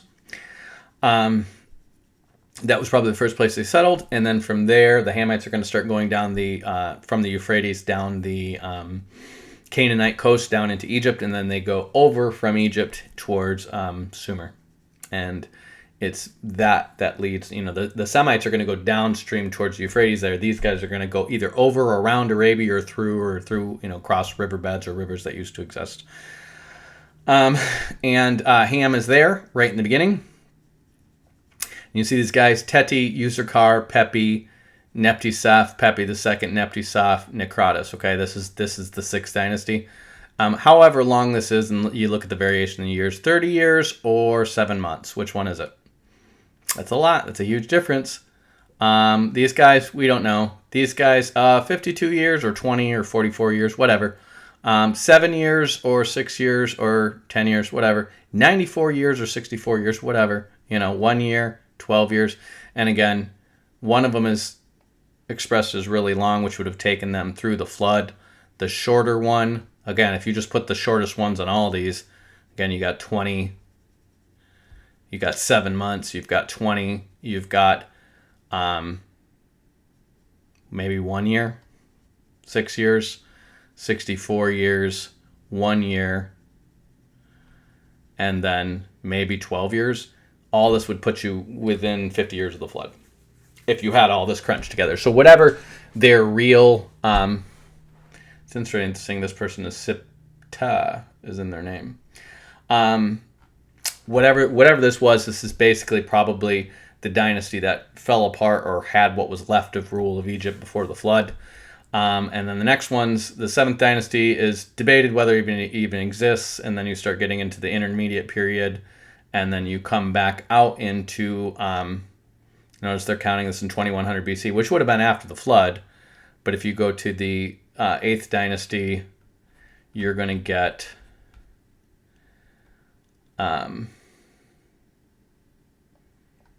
Ra names in here. And again, these could have been different dynasties that were before the flood after the kingdom was broken up. And then if you go to the 9th dynasty, you're going to have a lot of Ra names. Imhotep, or Am is a moon god from before the flood, so it's kind of like their version of Nana, who became Sin. So these are probably based on pre-flood people, where you see Ra, Hathor. These are existing pre-flood gods, but we don't know when they ruled. We don't know over how long of a big a span of territory they ruled. We just know all these things were slapped together 1,000 years after this. Okay, and then the 11th dynasty, again, Intef the Elder. You see Mentuhotep up here, Intef, 1, 2, 3, Mentuhotep the second, Mentuhotep the third, Mentuhotep the fourth. So we got a bunch of Mentuhoteps in this one, but we've seen the Mentuhoteps in the different lists higher and lower in where they are in terms of succession by hundreds of years. Okay, and then you get to the 12th dynasty, and you see Amenemhat. This is probably, notice 1991. This would have been around the time that Ham would have died, or would have been very old and ruling the world after Noah died, before Shem tried to take over, or before Shem was given the rule. Noah would have died around 1950.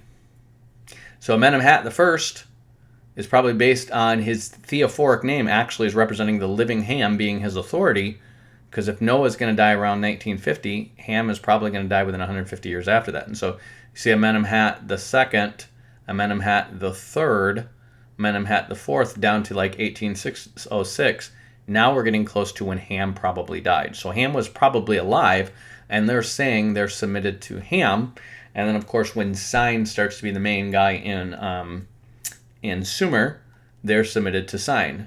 And this means Sen is powerful. So in other words, this is their name, but you see their throne name, and then they calls it their personal name, seems to be based on who's ruling at the time,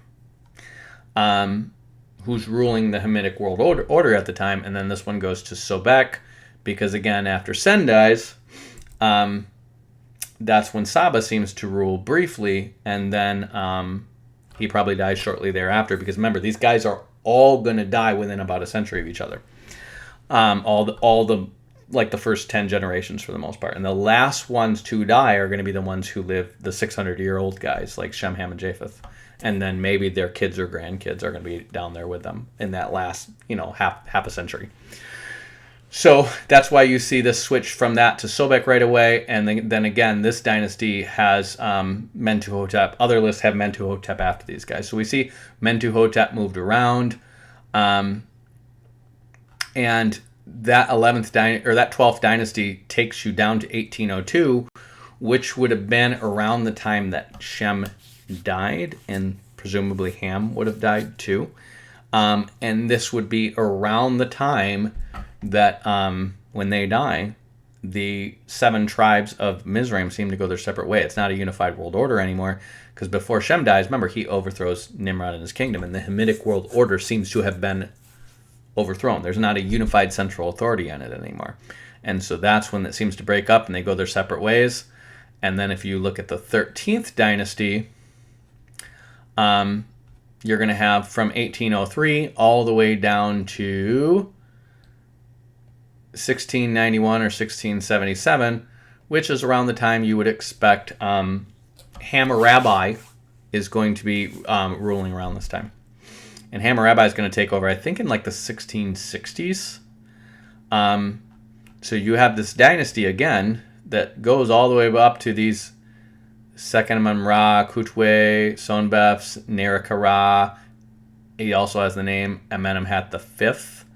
But you see a lot of Ra's in their names again, because the main god of the Sethites of Egypt, the good guys, if you will, is Ra, which is based in Utu. It's the son of justice, the son of righteousness, the one who watches you during the daytime, and he knows when you've been bad or good. And so you see them depicting him, but then you see some people having Hor, because Horus is, they're digging the stuff up from the pre-flood world, and some people are being named after that god, that famous king. And are they saying it's a god or a famous king? Probably both, and probably like a patron saint type thing. I named you Michael after Saint Michael. Okay, fine. Do I get out of purgatory faster? If you give me enough money, yes, you can. And then when you get to the 14th dynasty, it's going to take you from 1725 to 1650. I believe these dynasties have overlap to them. And when we start to get to these different dynasties, this is where you find different stuff, the 12th, 13th, 14th, that seem to reflect intersection with the Hebrews. So again, these lists were probably BS'd after the fact, and what they really represent, all that there are some dynasties that are parallel to each other. Others are just ridiculous because these people just have very short reigns. Look at 1705, 1705, 1704, 1609, so that's only 5 years later, 1694, 4 years later, 1693, 3 years later, 1690, 3 years later. What could this represent if it is an actual list of people? It is probably a bunch of administrators under the dynasty which is partnered with the Hebrews. So what you're seeing is other lines of nobility where people serve short terms of office as administrators or under authorities to him. That's what I would expect. I don't think this is a real dynasty, but look at the first guy. Yakbeam Sennacherib, the Jacobite who is powerful in Ra. That's what that means, okay? And it says 1805 to 1780. Well, that's 25 years. Or after 1650 BC. We don't know. Well, 1650 BC is when about Joseph and those guys would have come in. Okay? This is Joseph. The Jacobite who is powerful in Ra, he is married into the priesthood of Ra. The Jacobite who is powerful in Ra is Joseph. That's Joseph. And they've got like 127 symbol seals of this guy's. And then you see Ya'amu and Amu here. Amu means my uncle. So these are probably nephews of Joseph. These are probably nephews of Joseph, like sons of the other Hebrews who are appealing to his authority, my uncle, as how they're administering. So these are people who succeeded him. And then it says the following rulers are not controversial, being established by the Turin canon, and for a few of them by contemporary sources as well. So we have these guys, and he says, best attested king of the dynasty, he left his name on 2 monuments at Dabaris, and his name means the Nubian. Well, the Nubian is, Nubi means gold, and Nubia is the land of gold, which is the south. And the Hebrews were apparently trading and intermarrying with both Nubia and all the way up to the Mitanni kingdom during this time. So they're probably literal Nubians. And what these are succeeding governors, if you will, or representatives of Ars itself. And that's why they're a bunch of short ones. Whatever they are, these dates, again, if the first guy could be after 1650 BC, then move all these forward, and what you have is the people who seem to be...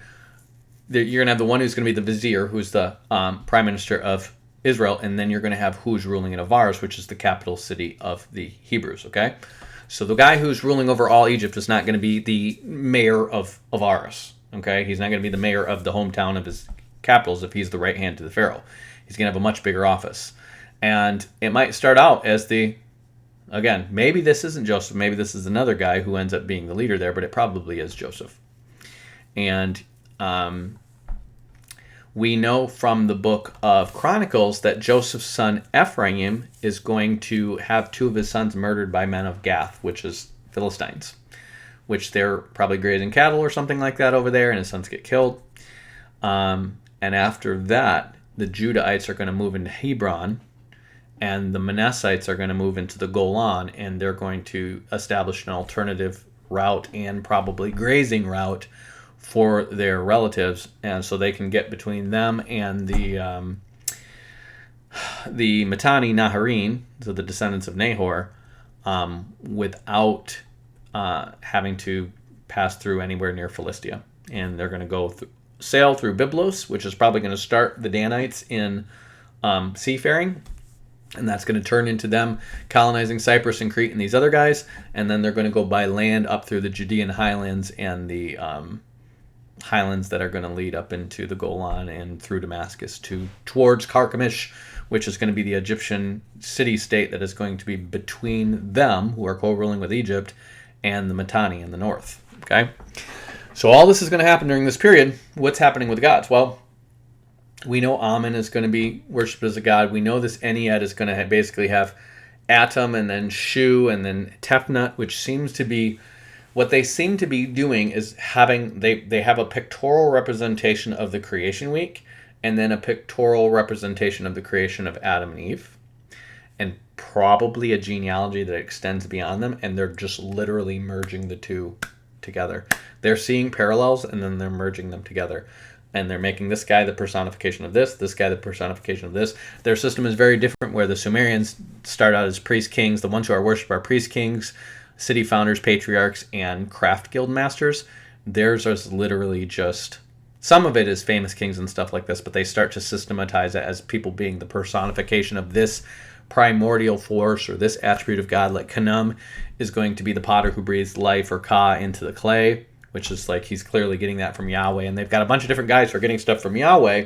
But what it probably is a bunch of different cults who merged their ancestor with Yahweh probably before the flood. And then all these get dug up after the flood. And that's why they have like a whole bunch of different creator gods.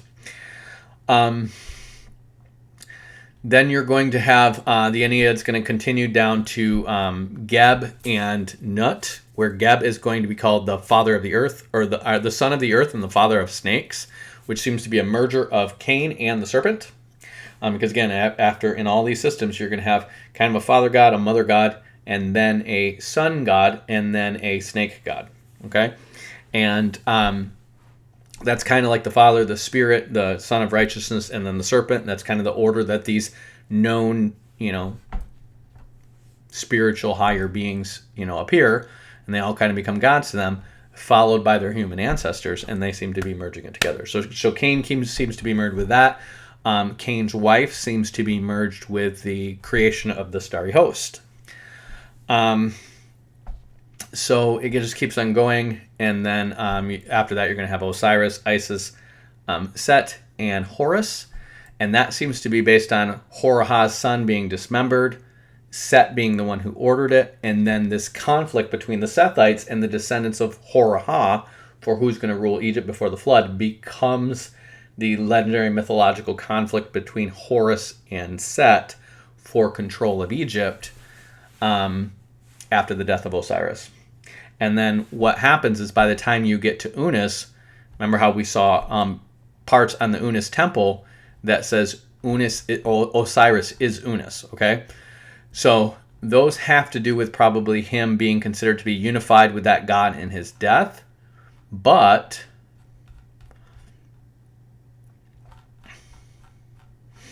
what we're going to have in the days of Pepi the First, which is going to be, it seems like this is his grandson, but it's another dynasty over. When you see this next dynasty over, it's not always an overthrow. Sometimes it's just that line of father and sons ends, but the sister is married to this other guy, and that starts his line, and that's the new dynasty. And that seems to be the case with Pepi. So Pepi seems to be the son of the daughter of Unis, and Unis dies without a male heir. And Unis is called Osiris Unis on his tomb, and then you see these prayers that say Osiris is Unis. Well, Horus, by this time, is their god, based on Horah, who was worshipped as a god, and they say, this would appear in the pyramid text of the 21st century, Pepi the First says, Horus has acted for his father, Horus has avenged Osiris. Okay? What is that talking about? it could be representing his own father. Horus has avenged his father, and this is his putting this monumental scripture related to his reign and saying the god Horus has avenged his father, Osiris Unus. Or these guys could have just merged Jur with the idea of Osiris. Osiris originally seems to be based on Abel, but the name, I don't find the name written before the Unas temple. The Unas temple, the writings on it seem to suggest that Osiris was a pre-existing god, and it could have just been some other guy. But the part about him being dismembered seems to be based on Jur, and these are going to emerge progressively after the flood from like the 19th century to the 14th century. So it's not like you have the Osiris myths all in one package, but what you do have is this guy named Osiris, whose wife seems to be Isis, and then her sister seems to be Nephthys, and these two basically are mourning for him. And these could literally be, but then they make Set his sister. So they make Nephthys Set's wife and Isis his wife, and they seem to be merging the story of Cain and Abel and then their two widows with Set and Isis. So Isis becomes the Nana, the widow who mourns for Osiris, and Osiris might be another guy with another name.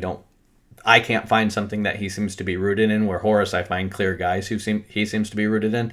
And Osiris seems to be an ancestor that they're going to merge with the story of Abel, and it's really based on the son of Horaha, and then they're going to flip and inverse the story, and by the time you get to the end of the flood, the idea of Osiris, Isis, and Set and Nephthys being two brothers and their wives seems to be the inverted story of Dumuzid and Inanna based on Cain and Abel and their wife and widow.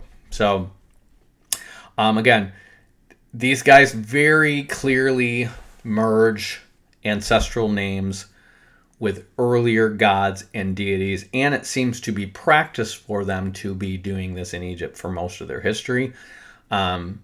Reincarnation seems to be based on ideas that come from Egypt. So the idea of confusing which god's which is going to be more fluent in Egypt, but we see similar things going on in Sumer, where they're just politically changing which gods are at the top and the bottom of the pyramid, and then making them the son of this guy and the father of this guy. So if we see this going on in Sumer and Akkad after the flood, we can assume similar things probably went on before the flood.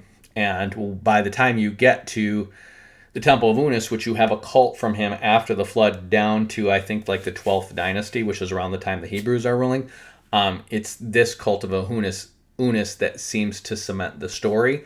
And then the story seems to go from the pyramid text to the coffin text, talking about how Isis and Nephthys were successful in resurrecting him, and also, that Horus is the son of Isis and Set seems to emerge after the flood, clearly, and that this seems to be the earliest reference to Horus potentially being Osiris' son before that, but saying that Horus was born of Isis and Set is after this, and then the story seems to be truncated that they resurrected his dead body, and then she got pregnant by him. They use magic to do it, and that's the final form that makes it into the Book of the Dead. So this is not a story that is just like super ancient all the way it is. It seems to evolve and grow over time. But again, the son becomes the father. The wife who becomes his mother is all of a sudden, his mourning widow is neat. How is she the mother of him? Well, how is that if he's dead? And then it becomes they resurrected him by magic. And then this idea of resurrecting him by magic, it seems to become the basis for or intermingled with the belief that if you pay the priests for all these rites, they'll make sure you get a good resurrection going on, like we did with Osiris. It seems to be what it is. And it all goes back to a guy who's dismembered for his dad trying to be worshipped as a god, and these guys taking over. So, Khnum seems to, again, have two people that he's based on. Khnum is going to be the pre-flood Canaan, who is going to be the son of Enosh, the father of Mahalalel, and then the post-flood Canaan, who is the same Canaan who is reviving all the secret mysteries and stuff like this, and he's just a straight up occultist. He's the black yogi. He is signified in Assyrian and Akkadian, in Egyptian. And he becomes the guy who is the breathes life into the clay tablets, or I'm sorry, breathes life into the clay vessels, and then they become living beings. After the flood, most of these guys, again, you have Adam is in Atom, Noah is in Nu, Ham is in Ammon, Canaan is in Canaan, Sin is in Sen, Saba is in Sobek, and the war god Montu seems to be based on a merger of attributes of Sargon and Naram-Sin. Makes sense? Again, all of these lists, because we know a lot of their dates could have been BS'd or fudged or stretched or whatever, because they're making up a king's list 1,000 years after the actual timeline. It's very likely that these guys actually were either in tandem with these guys while they were living, and that's why their name signifies their headship or their rulership over the wider Hamitic order, or they just died and were deified. One of the two could be true, but the timing, if it's closer to what they have in these lists, it is more likely that they're actually still alive, and the ruling king is named after the honor of their higher rule over the Hamitic world order. Other than that, Ra seems to be basically, you seem to have an upper lower division of Egypt, and you see the lower part seems to be more polytheistic. The upper part seems to be more monotheistic in terms of worshiping Ra. They don't seem to have. Definitely, there's people in the in Upper Egypt. So Lower Egypt is southern. Okay, it's inverse and it's hard. Okay, so Lower Egypt is, you definitely have people that are going to have theophoric names with these other gods there. I'm sure they're worshipped in another place, but most of their cult centers are going to be in Upper Egypt, so southern Egypt, and they seem to be based on originally Canaanite ideas, which are going to extend to Hamite ideas. And the worship of Ammon and these other guys as gods seems to persist in Upper Egypt, which makes sense because if these guys were worshiping these gods, they probably eventually had Nephilim among them. We know by Unis we have this idea of a cannibal him and him eating gods and men to gain their power. We know they had human sacrifice by the days of Dejur, which is the one who gets dismembered. Makes sense that this guy gets dismembered and cut into pieces because his dad's being worshipped as a god and he's practicing human sacrifice while Seth is still alive, and the people that they're probably human sacrificing are Seth's kids. They're his descendants while he's still alive. And so it makes sense that he's going to rally a bunch of people to have this crap overthrown. And for a while, nobody messes with the Sethites because they're ruling over Egypt. And then after the lines down to Mahalalel basically all die, that's when the Canaanites start to rise up again. And so the Sethites and the Egyptians who seem to be in the north seem to be more or less, people would call it henotheistic, which basically means one god, but it's not the god, or monotheistic means there only is one god. If you look at the ancient world, nobody seems to be monotheistic in the strict sense that they only believe there is one higher being. Even the Hebrews only worship and follow one god coming out of the wilderness, but in their writings, it's not specifically notated that there are no other gods or there are no other higher spiritual beings that other people worship, that they don't exist in their non-things. That comes afterwards as more angelology comes forward in their text and they understand more about angels and these beings being angels and demons. And then it becomes to be revealed to them that the other gods are no gods at all. Okay? But Yahweh seems to progressively reveal himself to them as more powerful than these other gods and then gradually assert his authority as showing that they aren't really gods at all. They're just other beings that deceive you into thinking they're gods.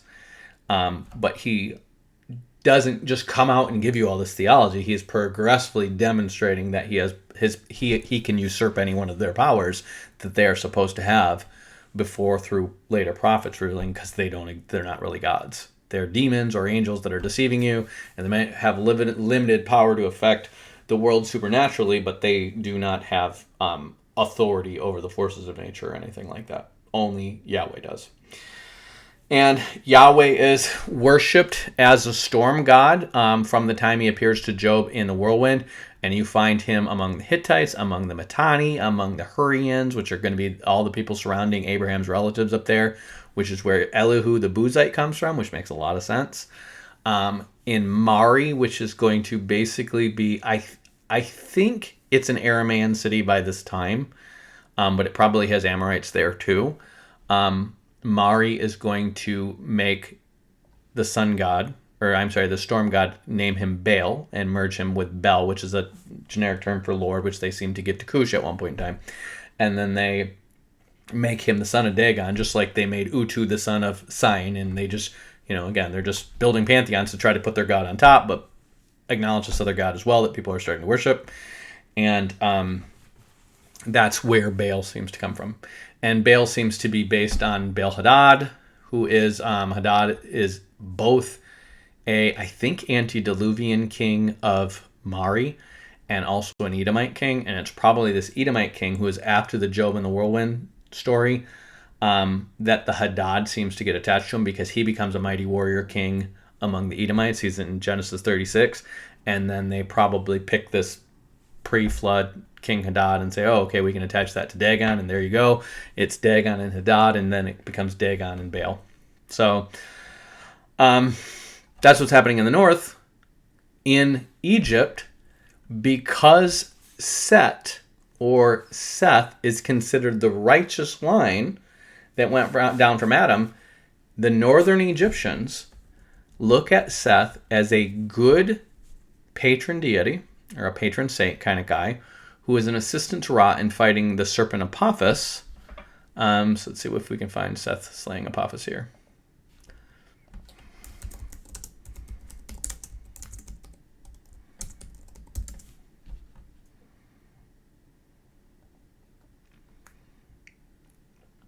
You're going to see images like Deason, where, again, it's Ra or Horus or whatever going over the boat, but Ra, and then Seth is in the boat stabbing the serpent Apophis, who is basically the serpent of chaos, or Satan. Apophis is who they're going to call the final ruler of the Hyksos. They're going to start to change these prayer rituals from the pyramid text into the Book of the Dead, where they're actually kind of like cursing or binding, if you will, in a magical way, Apophis, and they're going to turn him into binding Set. And then Set is going to be a storm god, and they're going to slowly replace him with Apophis. Then they're going to call the last Hyksos ruler Apophis, and then they're going to refer to Seth as the god of the Hyksos, and he is this foreign storm god who is a god of mischief and chaos. So they're essentially merging the attributes of Apophis onto Seth to make him seem like he's the devil, and the Hebrews worship the devil. Remember, when Joseph takes over Egypt, he's going to scatter the nobles from different cities, and then he's going to do exactly what the Assyrians do when they take over Israel. They're just moving the different nobilities to different cities so that they can keep carrying on their administration of lands and produce taxes for them and live in the upper class by doing so, but never be close to enough of their relations that they could start a local rebellion. That's what Joseph is doing, but he leaves the priesthood alone. Well, the priesthood, what they seem to do, remember, they're going to have 7 languages after the Tower of Babel. They're going to start their languages out, and they're going to start to use these rituals that are being practiced freely all over Egypt as a way to transmit beliefs about essentially the Hyksos being devil-worshipping followers of Seth, basically. In the Egyptian worldview that they're creating the idea that Seth goes from being a good guy and an assistant to Ra and fighting the serpent to being a bad guy and having the attributes of the serpent and being the murderer of Osiris, based on merging the idea of Seth avenging his descendants in Egypt to Cain killing Abel. And so they're going to do this gradually over time, and then by the time we get the Book of the Dead written down, which is going to be around it's between the days of Amos the First, who overthrows the Hyksos, and Hatshepsut, who is actually the woman who rescues Moses, that the Book of the Dead is actually published, showing you what they were teaching people. And so what the priesthood seems to be doing is that the Egyptians are actually thriving under the leadership of the Hyksos in the administration next to the pharaonic dynasty, or the kings of Egypt that they partnered with. The reason we can't tell who those kings of Egypt are is because that's when they started coming up with all these corrupted kings lists, and they're probably trying to cover up who they were because that was the legitimate government of Egypt, and they're the usurpers. And so just like Sargon tries to BS everything after he takes over through, nefarious means, the New Kingdom period is the people of the 17th and 18th dynasty that overthrow the Hyksos and the legitimate government of Egypt. And who was that legitimate government? They don't want you to know.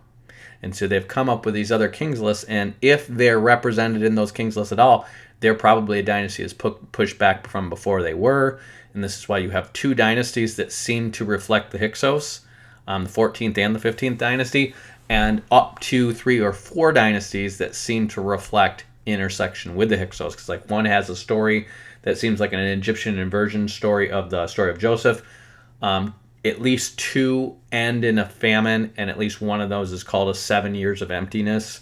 And we know the story of the 7 years of famine is carried into Egypt into the distant future, because we find it in the 2nd century BC. They have a story called the Famine Stela, where Imhotep, which is the guy who they accredit with building Djoser's pyramid in the pre-flood world, is tasked with also solving the 7-year famine problem. So the 7-year famine was a major milestone in their history, just like the building of the pyramids.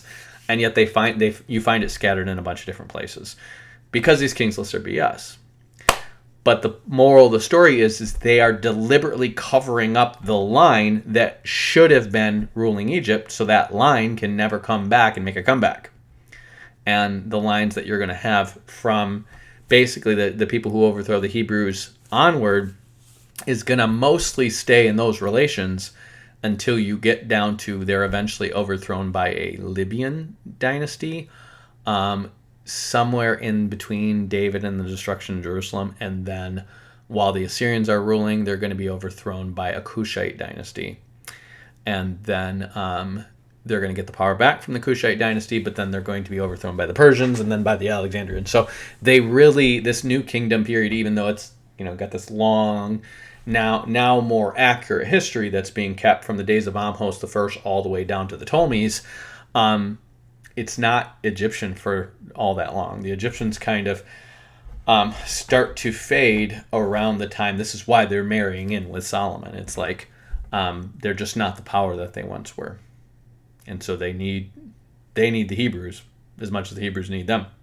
And it's a good partnership. But they used to be a far stronger, obviously, at least economy and military and all that stuff, and they just have faded. That's that. And as far as the gods, again, you're going to have these gods like Khonsu, which is going to be the original moon god. Oh, that's the other thing. Just like the Sumerians go from having Utu as kind of like their main deity under Enlil and Ninlil, and that to worshiping Nana, which is a moon god. So they go from worshiping the sun to worshiping the moon. The one who overthrows the Hebrews is Amos, and Amos the First, and Amma. Any black Hebrew Israelites in the audience? Another way of saying Amma is Yah. Yah or Yah is where Amos comes from, and Ahmos means the moon god Yah, or Yah. It's IAH or YH. Yah is born. That's what Moses means, is born. So Yah is born. So his grandfather actually has the name Amos, but he's not of a ruling dynasty. But he seems to be the first of the kings of Egypt that is born at the end of his name, as if he's the reincarnation of this other guy, or born of him, kind of like he's a deity. And it's a couple pharaohs later that they start calling them pharaohs, which means the great house, and they start worshiping the pharaohs as gods. So the same thing kind of happens. They switch to a moon god, then they overthrow, then they start to deify their children while they're still alive. It's the exact same pattern that you have in the pre-flood world with Narmer and Horaha, and in Sumer with Sargon and Naram-Sin. That seems to be the go-to strategy for trying to rule the world, is basically overthrow the people in power, come up with a bunch of propaganda, and then have your kids start to be worshipped as gods while they're still alive. That's how you maintain power. Turn it into one big cult to you. says Donald Trump. And then this Amos, so you have the same inversion. Yah starts to be merged with Khonsu. Khonsu is actually a different god, but some of these gods you hear, if you start to look at these Egyptian gods, like you know Khonsu from Moon Knight, he's a moon god. The reason is remember, there's 7 different languages. There's also a bunch of cults, including pre-flood and post-flood cults. So you just have a bunch of different gods, kind of like you have in India and kind of like you have in Sumer. And people are rearranging who's on top. You're going to have different triads. They keep trying to put together triads, but you also have enneads and ogdoads. But outside of enneads and ogdoads, I think you have a decadoad, which is like a dozen gods. And then I think you have a lot of triads. And people are putting trinities together of these different gods in different orders because they keep trying to pull a trinity because they know the original Godhead was a Father, Spirit, and the Word. They seem to all know that, and they seem to be trying to go back to that model or come up with a model mystically that reflects that triad of a Godhead of 3 persons. Khonsu, yeah, again, you're going to find some of these gods, and it's like, okay, he's mentioned in the pyramid text and the coffin text, but they're of very limited prominence. So who are these guys? Well, they're probably just ancestors, and then it gets merged with the moon god, and they're going to have, this is why they're going to have different forms and different attributes, because they evolve over the centuries. And then different guys are going to have their heyday in different times. Oh, have you ever seen the Freemasons? Oh, have you ever joined this church? It's crazy. It's got some weird beliefs that no other churches have, and it's kind of sounds like a heresy, but I think they really understand the Bible better than you. Stuff like that. It just keeps going. And there's nothing really consistent about it except that original Ennead. The Ogdoad, again, is, even though it's like very old, like Herodotus is going to count the Ogdoad in the 8th century as their oldest pantheon of Egypt. The Egyptians he's talking to believe that. And the reason is probably because it is the oldest post-flood pantheon. And then they're digging, because it's based on Noah and his family. And then they're digging up stuff from Egypt after that and coming up with these pre-flood gods and putting them into patterns. And that starts to emerge in the New Kingdom period more prominently, where those gods and those cults pre-existed, and maybe even that pantheon pre-existed, but it wasn't probably... They weren't really honored like Noah and his relatives were after the flood, and that's why the Egyptians, who are in the north, which is who the Greeks would have intersected with, are like, yeah, the oldest pantheon is the Ogdoad. It's these 8 gods who are at Chemet, which is again where I believe Ham's wife is probably buried. So that's that. That takes us into the period of basically Moses, because what you're going to have is Amos the first, who is going to overthrow the Hebrews. He's going to die right after he does. He starts out as a young man. He's going to rule for 25 years, but he's very young. I think he's like a 15-year-old kid or something like that when he starts to rule. He's pretty young. And then he is going to die around 1527. His son, Amenhotep, which means Amen is satisfied. Again, the moon has risen to overthrow the sun. He actually diminishes the cult of Ra. He actually starts to have a pyramid built from him, and he's going to be the last of the Egyptian rulers to try to have a pyramid built, and then he quits on it. And that's probably because, scholars believe, is that he's trying to diminish the cult of Ra, and the pyramids are all based around the worship of Ra. So he stops building a pyramid to himself, and he instead builds a harem to Amen and a temple to Thoth, near On, like 15 miles away from On, which is Heliopolis, where Ra is worshipped. So he's directing people to worship Thoth, who is basically the god of the Egyptian, or the god who is based on the guy who invented the Egyptian writing system. And Thoth is eventually going to get merged with Hermes of the Greeks. So they think it's the same guy, when Hermes is just really the Hellenization of Ham. So they're merging the pre-flood guy who invented the script with Ham, who's teaching them how to interpret the script. And then they got in Merkur, who comes in from the Romans, and probably the Etruscans before that. He's Mercury. And so you have 3 gods who invented writing, who all kind of have the epithet of being the messenger of the gods. And so you put the 3 together, and you have Hermes Trismegistus, Hermes thrice the majestic. Okay? And that becomes basically the pseudonym for their occult writings afterwards in the Ptolemaic period, I believe.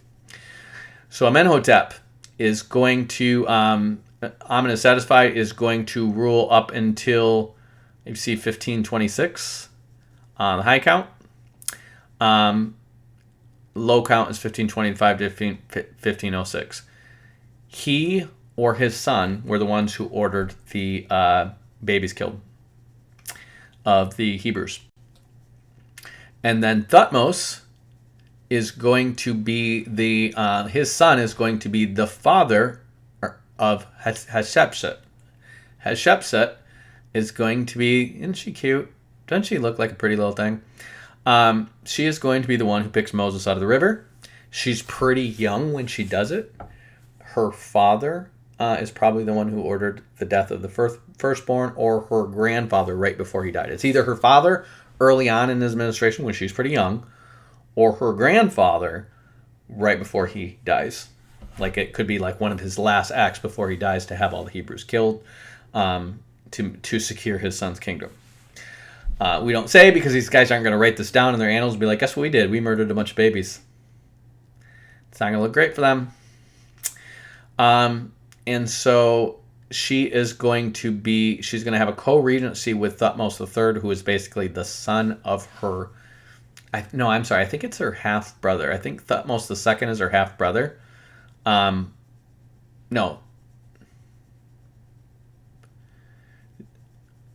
Thutmose II is her brother husband. So she's his consort. And I forget, I think he dies, and then it says her upon the death of her husband and half-brother Thutmose II, she rules as regent to her stepson Thutmose III. So she's ruling as regent, not as king. But she is the sister wife of her brother. And this is where the... Remember, you have the people talking about how she adopts Moses because her husband dies in the Ten Commandments movie. They're probably getting this from her. But she's going to rule as regent while I believe it's her stepson. It's not her full son, but her stepson is coming of age. And it's during that time that she's raising Moses. So Moses actually had a legit shot at becoming the Pharaoh. I want to make sure you understand this. Even though he's an adopted son, he is the son of Pharaoh's daughter, who was married to the last Pharaoh, and he probably wasn't in line for the throne. Thutmose III was probably always in line for the throne. And you typically, when you're a regent, they're actually crowned the Pharaoh, but you're ruling in their stead because they're too young. And then Thutmose III is going to marry her daughter. But her daughter, because remember, that's not his mom, that's his stepmom. So it's his half-sister, but her daughter is going to bear the child that is killed in the slaying of the firstborn. And the slaying of the firstborn of Egypt is going to lead to him getting really pissed at his stepmom and having her wiped from the records.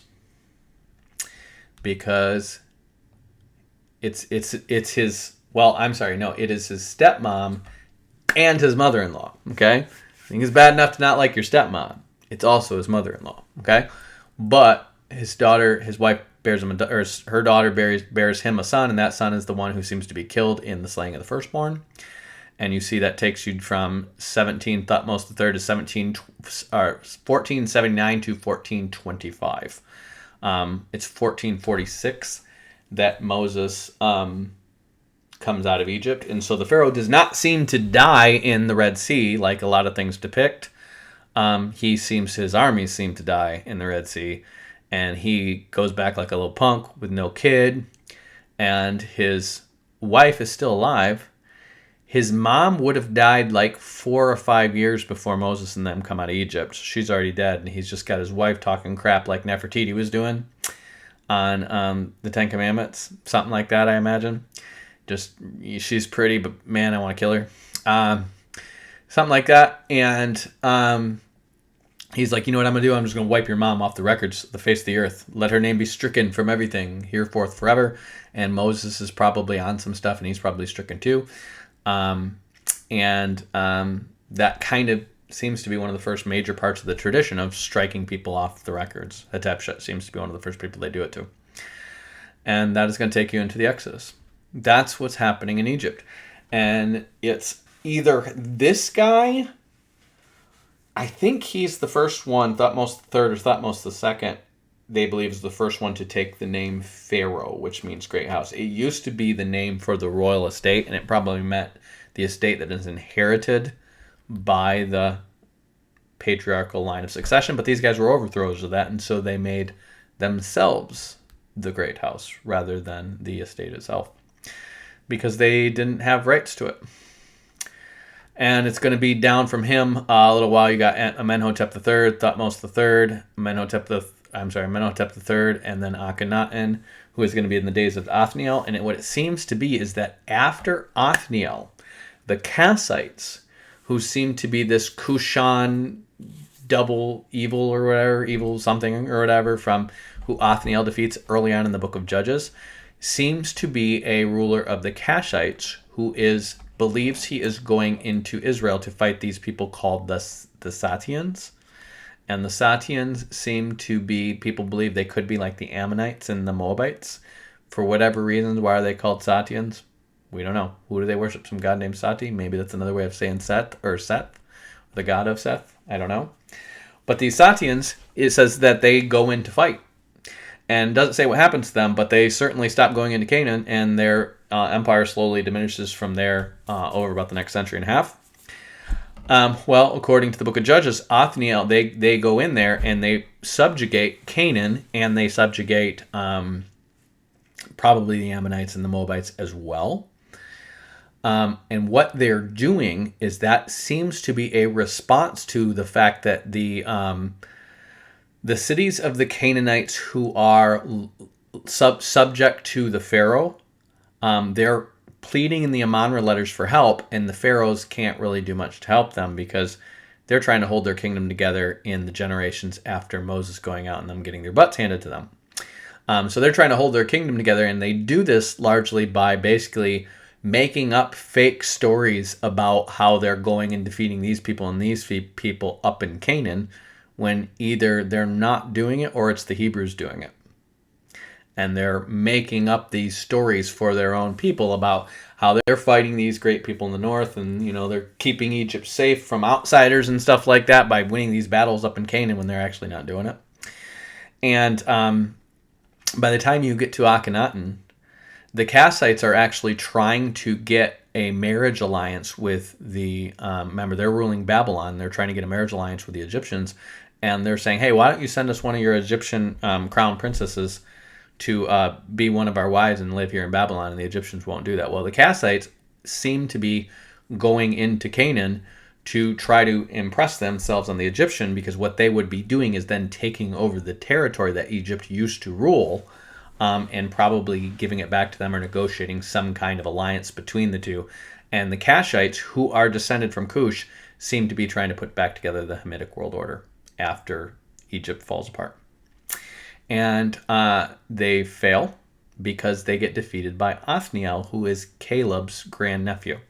He's the same Othniel who goes and kills Nephilim to get the land of Judah and marry Caleb's daughter, but it seems to be like his grandnephew, or his nephew.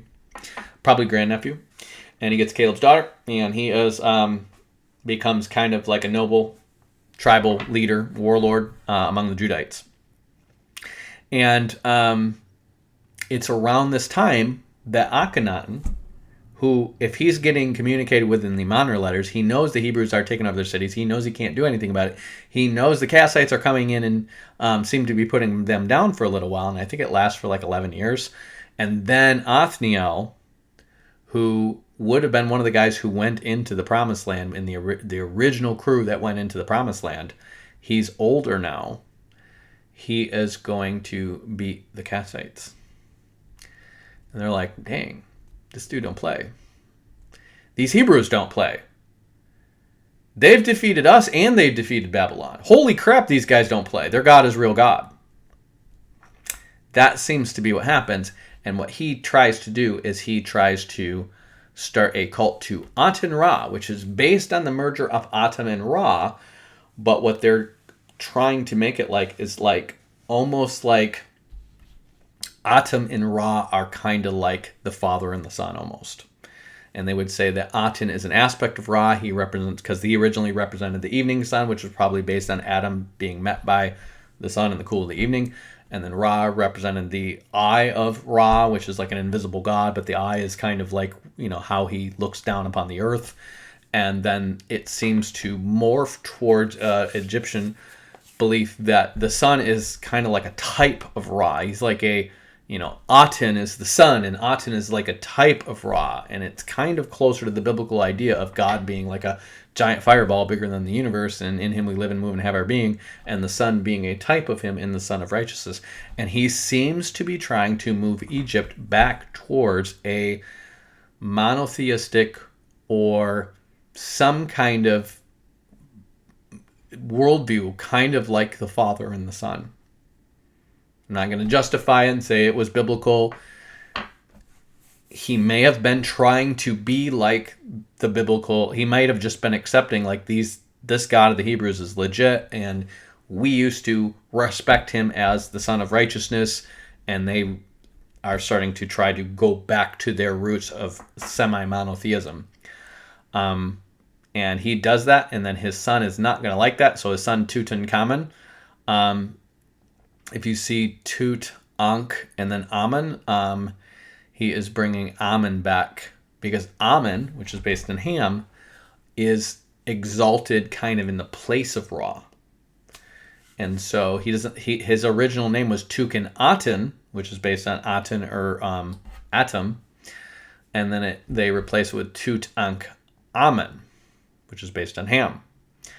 So they're like, nope, we're not going to do this thing. And his son kind of, with the priests, as a very young boy, overthrows his dad's religion, has him stricken from all the records. So this king, this is why some people think that was the Pharaoh around the time of Moses, or possibly Moses himself. And this is why I think Nefertiti is around this area. His mother, the younger lady, Nefertiti. This is where they think Nefertiti is the one in the Moses story, because they're like, oh, King Tut died young, so therefore he must be the Pharaoh of the Exodus, or the son of the Pharaoh of the Exodus, or whatever. Like, these were ideas that came later because the Jews' history is off by a couple hundred years, and they try to align King Tut and King Akhenaten with the Jews coming out of Egypt. So there's something going on in Egypt, and we can't really nail it down specifically. Maybe it is them attempting to repent and submit to the one true God. It seems like, from their worldview perspective, they're at least making the attempt under Akhenaten, or Akhenaten himself is making the attempt. And if he's got access to the Amonra letters, he knows not only have the Israelites left there and gone into Canaan, and this is now like, it's 1330, so like we're almost like a full century after. If he's 1332, Akhenaten is almost, he starts his reign, it's about 100 years after Moses' mom dies, just under 100 years after they leave the wilderness. So it's like, here's these people who just trashed Egypt and their God kicked the crap out of us less than 100 years ago. Now we're getting the Amonra letters that they're taking over Canaan. Now we're finding out that holy crap, these guys beat Babylon too. And the Hittites are starting to fall apart. Now, the Hittites don't fully fall apart till after this. The Danites don't start their sailing away till after this. This is very early on in the book of Judges. But he is a witness to 100 years of the Israelites, with the exception of this 40 years of wandering in the wilderness where they're just wasting time. 100 years of them kicking butts and taking names. And he's just like, I think their God's really God. How did we used to honor this God?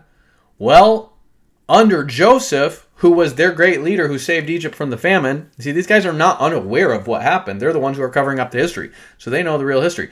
Under Joseph, he was married into the priesthood of Ra. And they worshipped one God. and they seem to be okay with the Son of Justice, the Son of Righteousness. So we're going to try to glorify him as the one true God, and he actually tries to suppress all the other religions and actually force people to only worship the one God. It seems to be, people think, oh, this is the earliest monotheism in the world. No, Zoroastrianism was monotheistic before this by about 50 years, and they definitely have writings. But it does seem to be, they seem to be influenced by the Jews. And of course, the Jews, remember, they're making an Apis bull with the sun disk there, and so they're making some kind of perverse trinity, which seems to be based on the bull of heaven, the sun god, and the snake, and they're trying to appease the Egyptians, again, the wicked Jews, and now the Egyptians seem to be trying to appease them. That seems to be what's going on. So again, I don't have many more details than that. There's limited stuff you can pull out, and obviously all this stuff is going to be contested by archaeologists, and they're going to be like, you're full of crap because everything is legitimate like the way we say it's legitimate, and nobody made up propaganda, and everything is believable in every history except for the Bible. Okay, if you say so. But alternatively, your Egyptian stuff seems to line up really well with the flood and really well with the dissolution of all these kingdoms around the generation, or at least the century of the flood, by a lot of different archaeological records, which within a century by archaeological records, as you can see by these short count, middle count, long count things, within a century is might as well be lined up with the Bible. When you see what happens, and all these civilizations all around the world seem to disappear around the time of the flood or go into an intermediate period, aka a period of dissolution of central government and then recoalescence of central government a couple hundred years later, 300 years later, that sounds like a flood just happened. And then they go through another intermediate period that seems to very much reflect the time that when the famine happened and the Tower of Babel happened and the Jews started taking over. And I just can't help but notice that your crazy little intermediate periods seem to line up really well with the flood and the Tower of Babel incident and the same similar events happening in Sumer and India and China and elsewhere. So I'm saying that the Bible's true and you guys are full of crap. And this map, which we can see filling in, is reflected in this map. And what is this? It is the pre-flood Egypt map of the world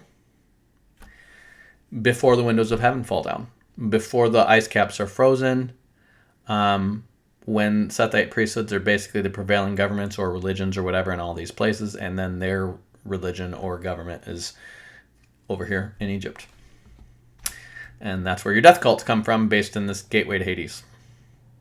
And I think that seems to jive with geography, with history, with comparative mythology, and with etymology. And I think if you look at your symbols with some bias towards the Bible potentially being true, you might come out with some confirmation on that. So I'm going to admit my bias. My bias is that the Bible is true. Your bias is that it is not. Let's fight over it, and we'll see who wins in the resurrection. Hope you guys are blessed by this. Hope you have a great rest of your week. We are going to start on more historical stuff with Ezra and Nehemiah starting next week. And when I pick up with this, I'm probably going to put down Egypt for a little while. I might be writing on it for a little while. But I'm probably going to be going back to Zoroastrianism and its derivatives, and Hinduism and Buddhism and Buddhism and Jainism and all this other stuff. And show how the intersection all the way over to the region of Ararat in Turkey and the Mitanni, who the Jews were marrying in with, likely had them influencing it. And also Mithra joining these religions over here, because they have Indra and Mithra, which seem to be based on Indra, seems to be Lord of the Storm, based on the Sumerian, and the Japhethite blended together.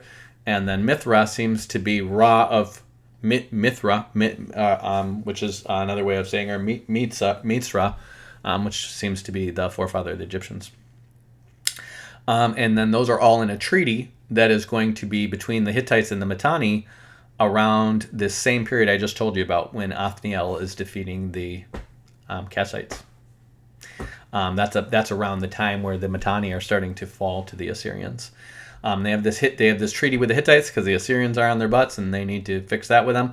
And it mentions all the gods that they're swearing by. And you see Hindu gods, you see Hittite gods, you see Sumerian gods, you see all these different gods, and you can tell these people are intersecting all their gods and religions. They know who each other's gods and religions are. all the way from India to Greece and down into Egypt and Sumer. So we know that their religions are intersecting each other. So even though the original Gathas, if they are as old as I suspect they are, we don't have them in written form until after this period. They may have been influenced by Hebrews or their relatives among the Mitanni, or Japhethites or Noah, or these different peoples talking amongst themselves. So we'll try to get into that stuff later on and keep going. But the point is the world is a lot smaller, and its religious influences over people are way smaller than they think. But in this treaty, they literally have like a whole bunch of different versions of the storm god. And they just call them the storm god this, the storm god this, the storm god this, because it happens right before the Tower of Babel, and they just have a whole bunch of different versions of the storm god. So that will be heavily cited in my book. It's called The Treaty of So-and-so of the Mitanni. I forget who it is, but I've got it saved right here. The Mitanni Treaty of, this is Zoroastrian heritage, Suppiluman the Hittite, and Shatiwaza the Mitanni. And I'm going to start researching this stuff, and I'm going to go from the Zoroastrian stuff all the way forward into Hinduism and show how all these religions seem to be a mixture of stuff of Sumer and the Japhethites and even the Hebrews. So I hope you guys are blessed by this, and have a great rest of your week. Batman out. Peace. Peace, I'm out. I'm Batman.